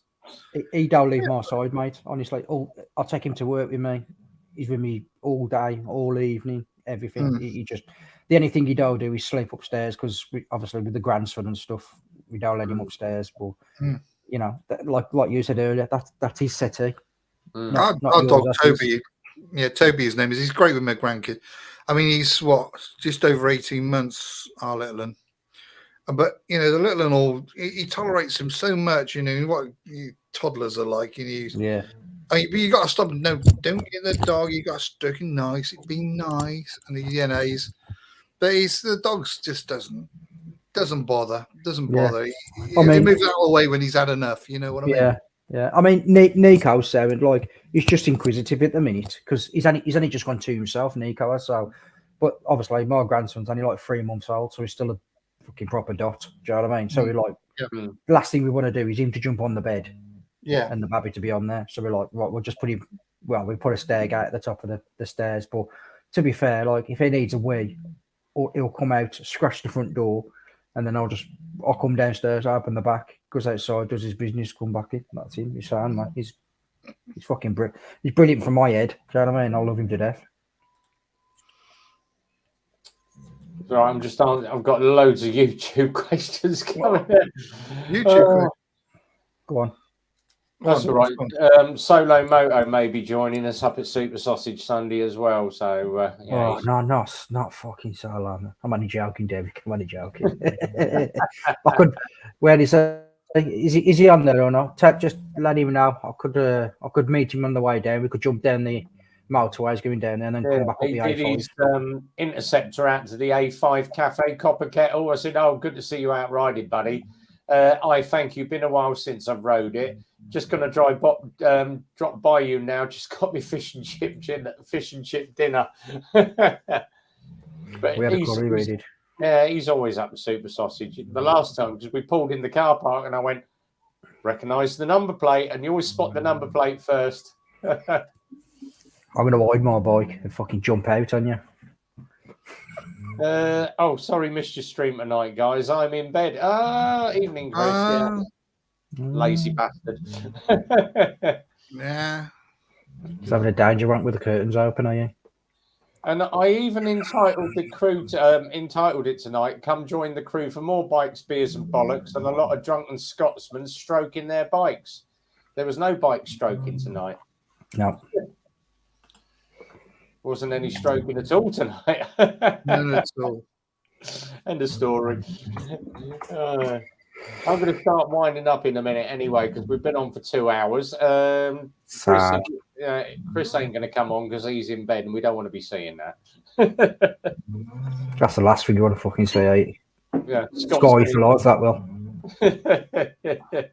I want a conservatory that I can park my bike in. That'd be so nice. It would be, wouldn't it? I just look, just park your bike in there. It's hot in the summer and it's freezing bloody cold in the winter, but your bike's in there, Yeah. Good news is my bike passed its MOT this week, so we're all ready for another year of fun-loving motorcycle. Exactly. Yeah. I'm just waiting on BMW to get back to me when they can fit my bike in for the service because I'm already over 14,000 miles on my bike. Down our way, we got 2 BMW garages opening up for Motorrad. We got one in Exeter, which is already on the go. And Tom he told me that there might be one opening up in Taunton, which is just down the road from me. So in the past, I've had to go all the way up to bloody Dick Lovett's in Bristol to get any work done on my bike, which is a bloody hour's ride there and an hour's ride back, and it's just a pain in the bloody ass just to get your bike sorted out. So, in Taunton, which is 15 minutes away. So if they do open one up, it'd be bloody brilliant. But Superbike Factory have opened up in Bristol as well. Yeah, Superbike Factory now in Bristol. So what junction are you then, Harry? 32, something like that? The junction, on the M5? M5, yeah. At junction 25, junction 24. If you come off of Bridgewater, you'll be able to get to me from there. So if you're going down, anytime you're going down that way, just branch off, head towards Glastonbury. Then head I'll be coming up that way on a tour. Yeah, we'll come towards Langport. That's where I'm at. I know where Langport is, yeah. I used to deliver meat all around there. All on the shop fronts. Yeah. All on from the abattoir. We got one of the Europe's biggest bloody abattoirs just down the road. Yeah, here. so I used to get the pigs from here, take them down to the abattoir, and then do deliveries then, drop them off. Obviously, them on the hooks, drop them off, and then deliver the rest of whoever All right. wanted. So you know the area pretty well. Yeah, I'm just down between. Well, not. I'm just outside the town, Langport. Yeah. Between there and Somerton. So yeah. Somerton. Yeah. That's I know where you are. Somerton. I know where you are. So it's a nice place. It's a lovely place. It's too busy neither the old street. You know what I mean? It's quite. Oh, it's tight. Nice. That bloody corner at the small. top of the road is tight. Yeah. Yeah. Because we used to go to, oh God, what was it? Our friends have got, I've got to remember where it's called now. We went there about 2 years ago. It's called Fisherman's Cottage. Oh God, where is it? Was it a pub? No, it was a row of houses, holiday homes. It was in Somerset, was it? It was down your way, yeah. Oh God, I don't remember where it was. There's a pub in Devon called the Fisherman's Cot, which is a lovely scenic pub. I'll tell you where it was near to, because you had oh God, what was his name? The the fancy chef, Worrell Thompson or something. Yeah, he's down this way. Yeah, he had he literally had a little. Let me go on my Facebook because I'll find where his cottage is now. Oh, this is bugging me now. So when I claim to fame down here in Langport is we got a pub that's got no bar. It's just got the taps at the back. You just stand there and they pour your pint. There's no bar. When the first week I was in the pub, I asked the landlady, I said, "Well, have you not got a bar?" She says, "Well, it just stops the bar flies from leaning up against it and getting in the bloody way." But this pub is like a really old traditional. You just walk in and you could pull a pint yourself if you wanted to. There's no physical, unless they're claim to fame. It's really weird. Right then, lads, I'm going to shoot off 'cause I need the toilet. I need a wee. I'm gonna start a wrap up, but all right. Yeah, it was literally you could go, because when we used to come down, we used to go to the pirate pub that's down your way. Pirate pub. Oh God, it's right on the Cornwall border. There's Oh, you mean the Smuggler's Arms? Well, not Smuggler's Arms. What's it called? The Daphne Defoe wrote. That's it. Yeah. That's nowhere near me. Oh right. Fuck off! That's down by bloody Saddlebags, bloody land. Right then, lads, I've got to go because I'm going to piss myself in a minute. All right, nice one. Right. I'll see you later. Cheers. See you, mate. See you later. See you later. Right. See you now. Thanks, for coming in. I'll see you Sunday. I can't think of the name of the pub now. I know the one you mean. Yeah, Smuggler's Arms or something. It was called. What's it called? Not Buccaneer. It'll come to me. I'll message you it. Oh Christ, what's it called? I've been there a couple of times actually. On my way down to Cornwall. Pirate Inn in Penzance. Jamaica Inn. That's it. Yeah, Jamaica Inn. Yeah, Daphne du Maurier. Yeah. So we used to. I mean, I think the only place around here is Glastonbury that's famous. So that's what 8-9 miles down the road from here. There's nothing really there other than just a lot of hippies. Really. Right. It's good for me. Anyway. All right, then, mate. All right. Thanks for coming in, Howie, and we'll look forward to you going all over Exeter's video. I'm not going to do. I probably won't. Not unless he mentions me. If he mentions me, I might do something. You need to. Exeter's just popped in actually. Exeter, if you haven't seen Howie's video where he jumped in on Peaky Stream, you've seen it. He needs to do it all over yours.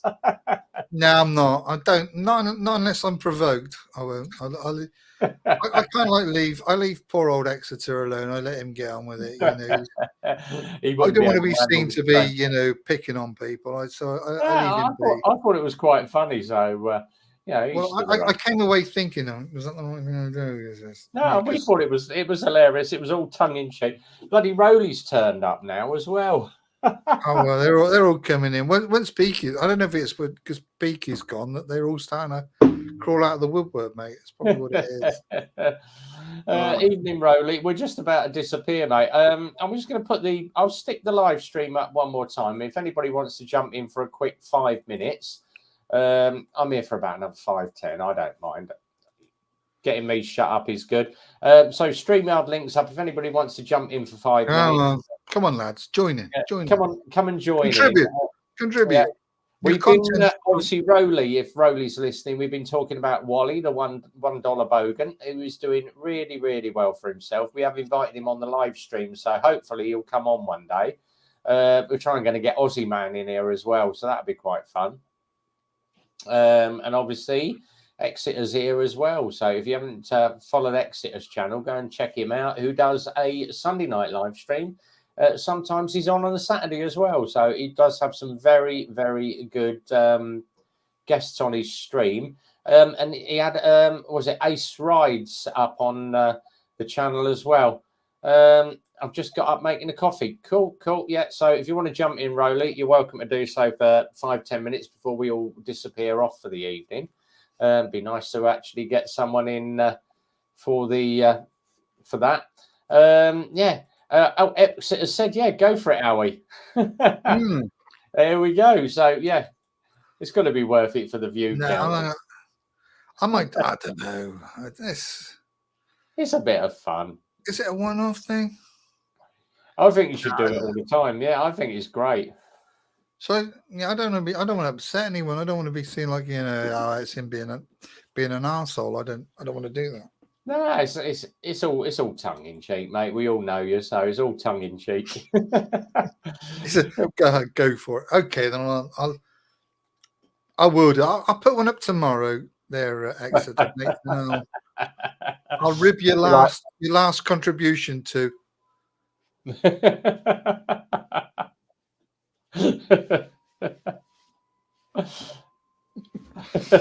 I don't know. I think what happens. I'm working kind of not for me tonight. Oh, not for me tonight. That's all right, Exeter. We'll catch up with you during the weekend. Stay well away. I would. Right. Well, I think I might go edit a video then. I should say, yeah. Rowley's coming out to be up in 3. So we'll get Rowley on in a minute. Let me go grab another beer. I should be back in a second. I'm a size 10 sprocket. Size 10 wide fit. If you've got any spare shoes. Yeah, just having a quick 15 minutes and then I'm done. He's still got his mic on. I hope he's not going for a slash. What do you want? He's wearing his Roadster and it's on. This is great. This is classic.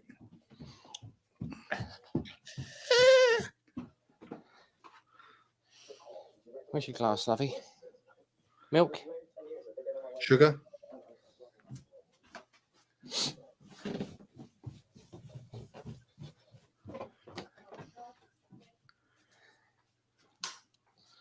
Is he coming back? Oh, is that the toilet flushing?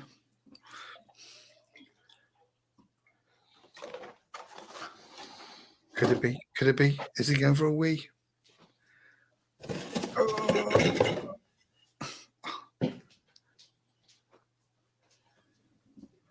Come on, come on. Come on, Rev Bomb. Say something else.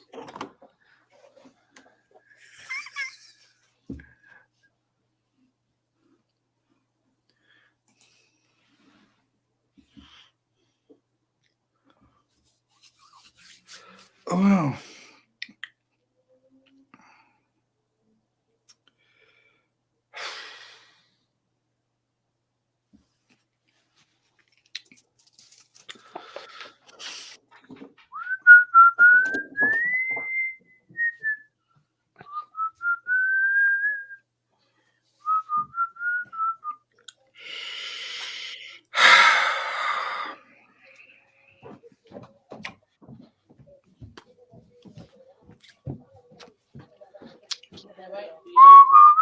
I know they're waiting for me. Yeah.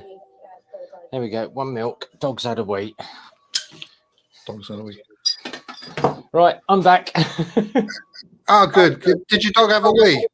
Yes, he did. Yeah, I've just realised I've got bloody radio mic. Yeah, we were taking bets on you having a piss. I thought the bloody flush is going to go in a minute. No. Just got myself another beer. Are you going and making a cup of tea? That fucking Howie comes in and he's bloody. Oh, Jesus. Yeah, that's the only thing with road bikes. You forget that you're wearing Don't forget they're there on. I'll tell you, that's next I think time. that's probably caught a few people out the old Bluetooth microphone. It's like I didn't say to the missus, you fancy a shag later? Oh, I really love you, baby. Come on. That don't happen in this house, mate. Not once you're married. No. Yeah. Sorry, go to sleep. Yeah, do you want to watch a bit of telly or watch Guitar, telly Howie. and go to sleep? Guitar. Oh yeah, go on. I'm gonna have to get mine out next week. Oh, get it out. Go down. Fetch it out of the loft now. Okay. I don't know if this is going to work, but I'm going to try something new. Is that coming through? Yeah. Oh, don't know what it's going to be. Don't know what it's going to be like. I'm going to have to put a bloody headphone on. This is my studio. I'm going to try and do later on in the year when I actually do get out and do some rides. I'm going to start writing my own music and my own back-end soundtracks for stuff. So see how it goes. I don't know if it's going to work or whatever. But yeah. Oh, you probably might have. Oh, here we go. Guitar's up then. More better quality. Ooh. Oh, is that a Fender? Serenade to get me up in the morning. Sounds good.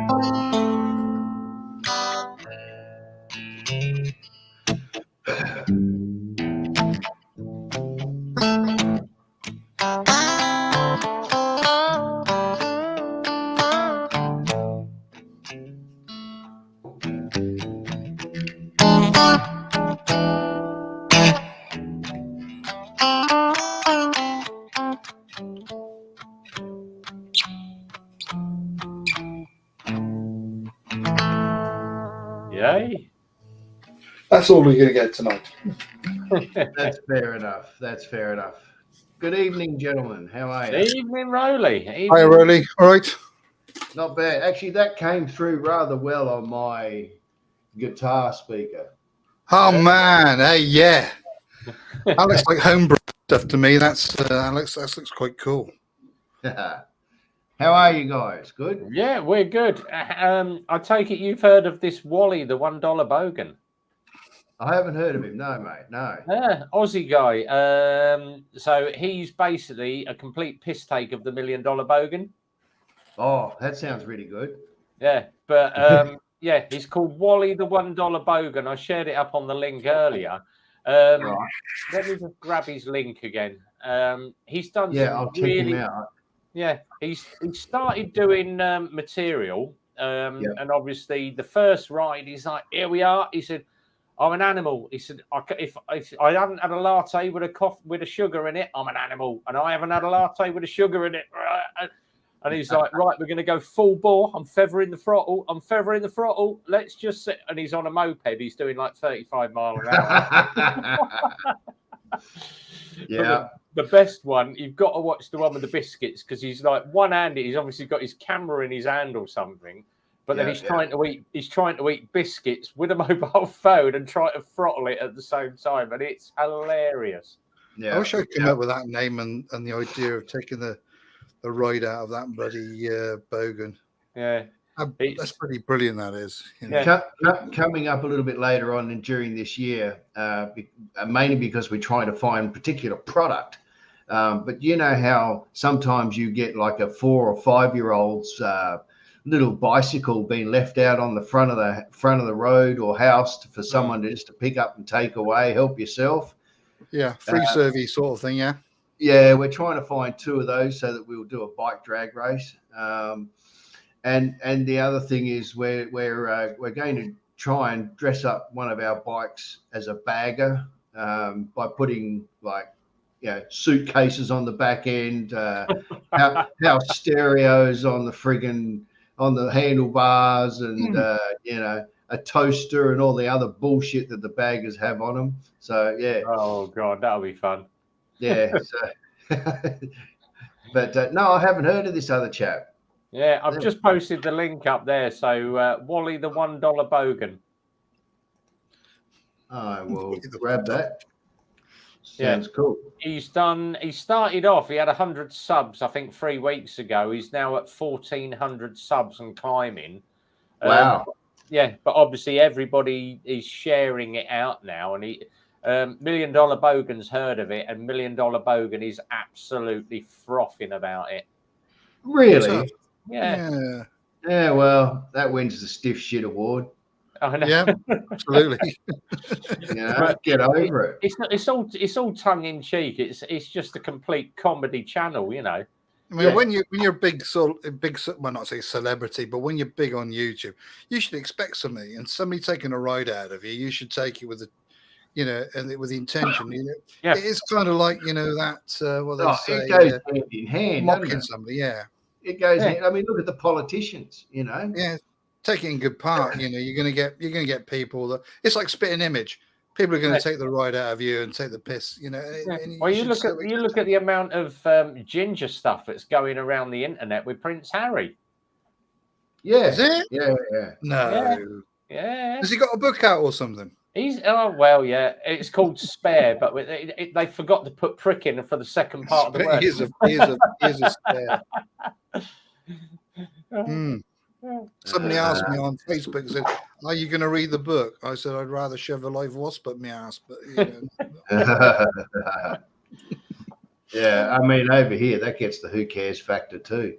Exactly. Yeah. All they do is suck money out of the public. Yeah. Well, that's what he's doing. He's doing it just to be financially solvent. I mean, it was ridiculous. He came up with a statement. He got that cottage in on the grounds of one of those big palaces. I don't know what the name of the cottage is, but he was manking on that Meghan had to buy a sofa from IKEA on her credit card. And you think, what are these people really? In the realms of reality, they had to stoop so low as to buy a bloody sofa on a credit card. I'm sure that there was probably sofas all over the bloody place and storage in Windsor or Buckingham Palace. I'm sure they could have grabbed the settee from somewhere. It's not like they put those out on the side of the curb for the public. No, that wouldn't have been on a free serve sort of like Facebook Marketplace or anything, would it? No, not at all. Yeah, only used once by Charles and Camilla. Yeah. Okay, I've got his channel up here. I'll check him out. Yeah, he's good. He is very funny. He's done bloody good. He's put out a total of 4 videos. He's got 1.47k subscribers. Yeah. I've only got 200. I've got shy of 250 subs, and I've put out something like around about 100 or so. Yeah, consider he's only been going. I think it's 5 weeks or so. 3 weeks he's been going. His last one, 8,500 views in one day. Wow. Yeah. So for the comedy factor, he's creaming the money off of Bogan. So good luck, guys. Good luck to him. That's it. You come up with a good idea and it works. You're going to get people flocking to your channel, aren't you? Exactly. Yeah. So he's gonna make an absolute killing out of it once people start realizing, this is going to be comedy era. For a lot of people, the Harley riders that follow $1 Million Bogan, and it's like, and he's running around on a 50cc. That's going to be hilarious. I'm waiting to see what his next bike's going to be. Yeah. No, that sounds right up my alley. That's for sure. Yeah, but it's a good thing is like Bogan's really quite pissed about it. It just shows how. Well, it shows you what his character is. Dumb you can be. Yeah, shows you exactly what his character is. Yeah. It's like the other week. I mean, I don't know if you've seen it, Roddy. I took the piss out of poor old Peaky, and he had a live stream, and he did like the rather than what Rev does, I guess it's just the way he planned it, sort of thing. And I put up a video of how to gate crash an invite-only live stream. And what I did was I haven't seen that, but I will check it out. On the OBS studio, all I was doing was moving my picture around from someone's picture. I was just basically hijacking their position in the live stream and moving it around and doing all this sort of yeah sort of stuff. And and I thought, oh shit, he's going to get pissed at me. I thought, should I take it down? I thought, nah, leave it at, see what happens. But yeah, it's just a bit of fun, and people take it in good part. Absolutely. And hey, if you can't have a laugh about yourself, you've got a problem. Yeah, because I said to him, I said, "Oh, you should do it all over Exeter's live stream." And Exeter said, "Yeah." He said, "That's Exeter's reply. Yeah, go for it." Yeah. I see what happens. See how much of a hangover I've got tomorrow morning. Yeah, that's Howie's video all over the top of Peaky's live stream. You play a bit of it. Oh yeah, I can do. Why not? Let me go back to my YouTube channel. Let me just paste it back up. No, I missed that. Oh, all right. I've got the whole thing up here ready to go, so that's cool. I mean, if anybody wants to take the piss out of me, go for it. The problem you're going to have is the accent. Are you sure? We haven't got an M109. Oh, absolutely. Absolutely. There we go. How to gate crash. So Howie's up in the top. There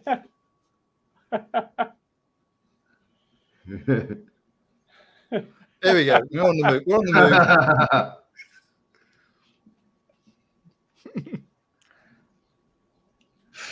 Go on, off he goes again. Come on, move again, you bugger.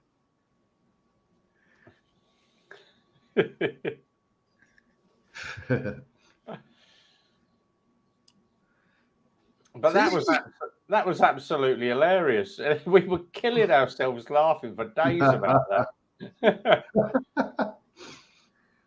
So yeah, you could plant yourself anywhere really. You find some top of the spectrum motor vloggers, TMF and Richie Vida and Teapot One. I could impose this, but I wonder what would happen, what the fallout would be from that. That'd be interesting. Just to see what they, Yeah. I mean, sometimes I use what is it, OBS Studio. Yeah, that's what I used for it. Yeah, and then like just before when Rev went and got a drink or whatever he did a couple of minutes ago, I'll actually screenshot his actual background, and then I'll use it as my backdrop as well, and bits and pieces like that. But I haven't actually shifted myself around, but that's a good one. Yeah, you can do that on OBS. You just go on the click and just flick yourself all over the place. Yeah, I like the one where it's got to be about a year ago, Rowley, where you did the live stream, and then all of a sudden, we've got Rowley coming in, and you appeared in the toilet bowl with your head just sticking out. Yeah, that was hilarious, and everyone was like, "How the hell does he do that? How did he do that green screen?" Everyone's been trying to do that for ages, and no one can master it like you can. Yeah, I got a whole heap. I'm in a microwave, in an oven, in a car boot, all sorts of places. But next live, I'll have to try and get up early enough and join in, and I'll do that. Yeah, good fun. How's the bikes going anyway? Not bad. I've parked up the Ninja because it's really quite warm now, and for about 3 weeks ago. And the other day I went into the shed just to grab something out of the back of the cupboard that's behind it. And naturally, I always grab the front brake. And grab whatever I'm going to get, and my front brake I've got no pressure in it whatsoever. Ooh. Yeah, so I'm probably going to have to get an overhaul kit for the master cylinder up top, and I'll throw in some new pads and give it a bleed and see what it is. But there's no leaks, so I'm assuming up top the piston up top is the O-ring or whatever is just completely gone. Sounds like and I've got a Ninja 1000 SX in the shed to do a review on as well. So I'll probably when it cools down or an early morning run, I'll do a review on that. But the 109's going great. That's been cruising around everywhere this summer. So yeah. Hey. But I'm a bit disappointed about the Ninja because it was only about probably 5 years ago I had the brakes all done. So yeah, something's let go. Oh dear. Yeah. See, we had an NC 700 in, so it's the one with the DCT, the Honda NC 700. Yep. Had that in today, caliper rebuild, and it's dual brakes. So we bled the front, bled the back, make sure we pushed out the back one as well, but we didn't go anywhere near the back, but just gave it a quick bleed on the back, push all the fluid through the system. Yeah. Put it in the MOT bay, done the MOT, brake test was great, went to roll out across the yard and the back brake. No, I've got no back brake here. Yeah. Got it back in and we had to re-bleed the entire, and there was one little air bubble that had travelled down the line. Yeah. Did you bleed the rear first? We did the front, then the rear, and then we did the rear last, but then we did it in reverse, done it all the way through to the front, and that got rid of that last little air bubble. Yeah. Pain in the ass when you've got a dual brake system and you can't. You've got that ABS unit in the middle as well, so you've just got to pump the hell out of everything just to get the air out of it. I'm yet to ride one of those bikes that's got like a dual braking system, front and rear type deal. It's horrible. I don't like it. Yeah.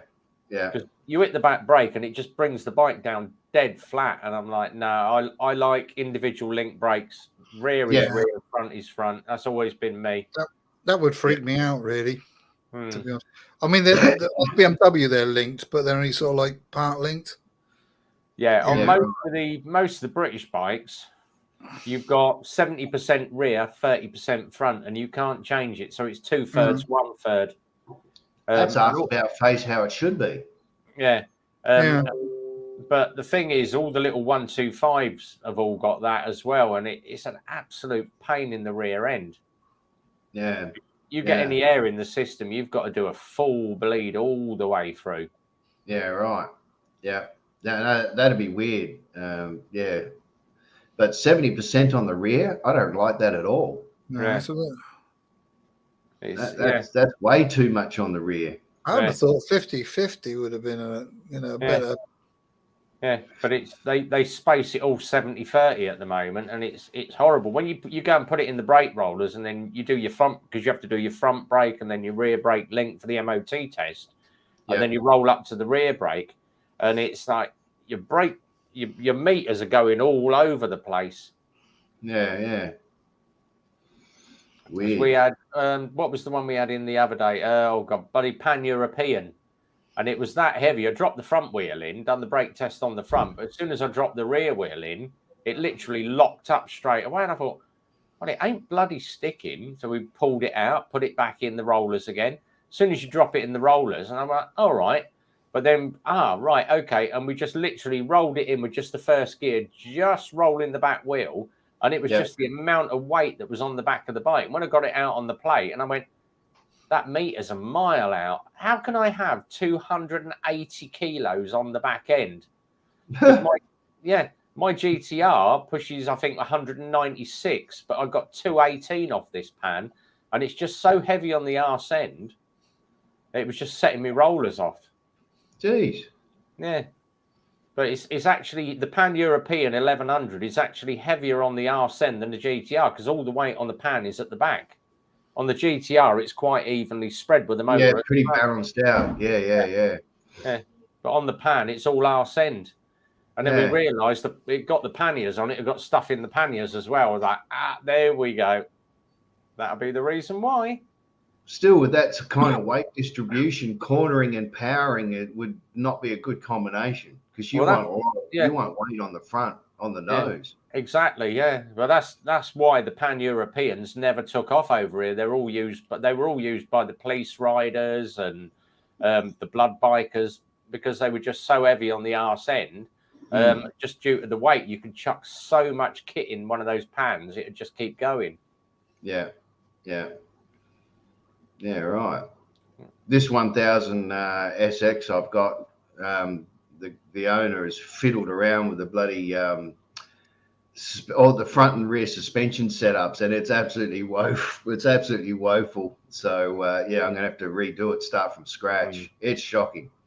Wind it back to zero and start from the beginning. Absolutely, yeah. I mean, he's got the arse end that's soft. The arse end feels like it's drunk. It actually feels like it's traveling different to the front. You know what I mean? Yeah. Wind up the rear end a bit. Oh Yeah, not good. But, right, I am going to start the wind up, guys, because it is 10:30 here, and I'm up again at 5 o'clock in the morning. Not a problem. Thanks for popping in, Rowley. Always a pleasure to see you on the live streams. Look out, keep yourself safe down under. Look after that 109, mate. Yep. Yeah, nice to meet you, Rory. You take care. Also, Rev, thanks for putting the stream on. And as I say, thanks to everybody that's been in the side chat, Exeter, Sprocket, Peaky for coming on tonight, Grey Wolf, Port, Crazy Dad Biker, Gus, Crafty Poncho, Simon, I think White Rock Rider as well, Kazumoto. I think I've just about covered everybody. Ali, and obviously Military Biker that popped in earlier. But as always, Friday night live stream. If you are watching it on the rerun, go in the description down below. All the motor vloggers are down below. Check out that Wally, the $1 Bogan, the new Australian motor vlogger. Massive channel. Go and watch Howie's video of pranking. I've got his video right here, ready to go. How to prank a live stream. It is hilarious. He is going to be up. He's going to be up and having a crack at Exeter at the weekend. So that is going to be a good I don't know. If you are out riding Sunday, weather permitting in the UK, if it is good weather, we will see you at the Super Sausage Cafe up at Pottersbury with Peaky and all the boys. But always be safe. Enjoy the weekend, guys. Ride safely if you're out riding. From RB, be well. Ride safe, and as always, it's a big goodbye from me. Enjoy the weekend. Take care, everybody. Thank you, caller, and thanks for listening. See ya.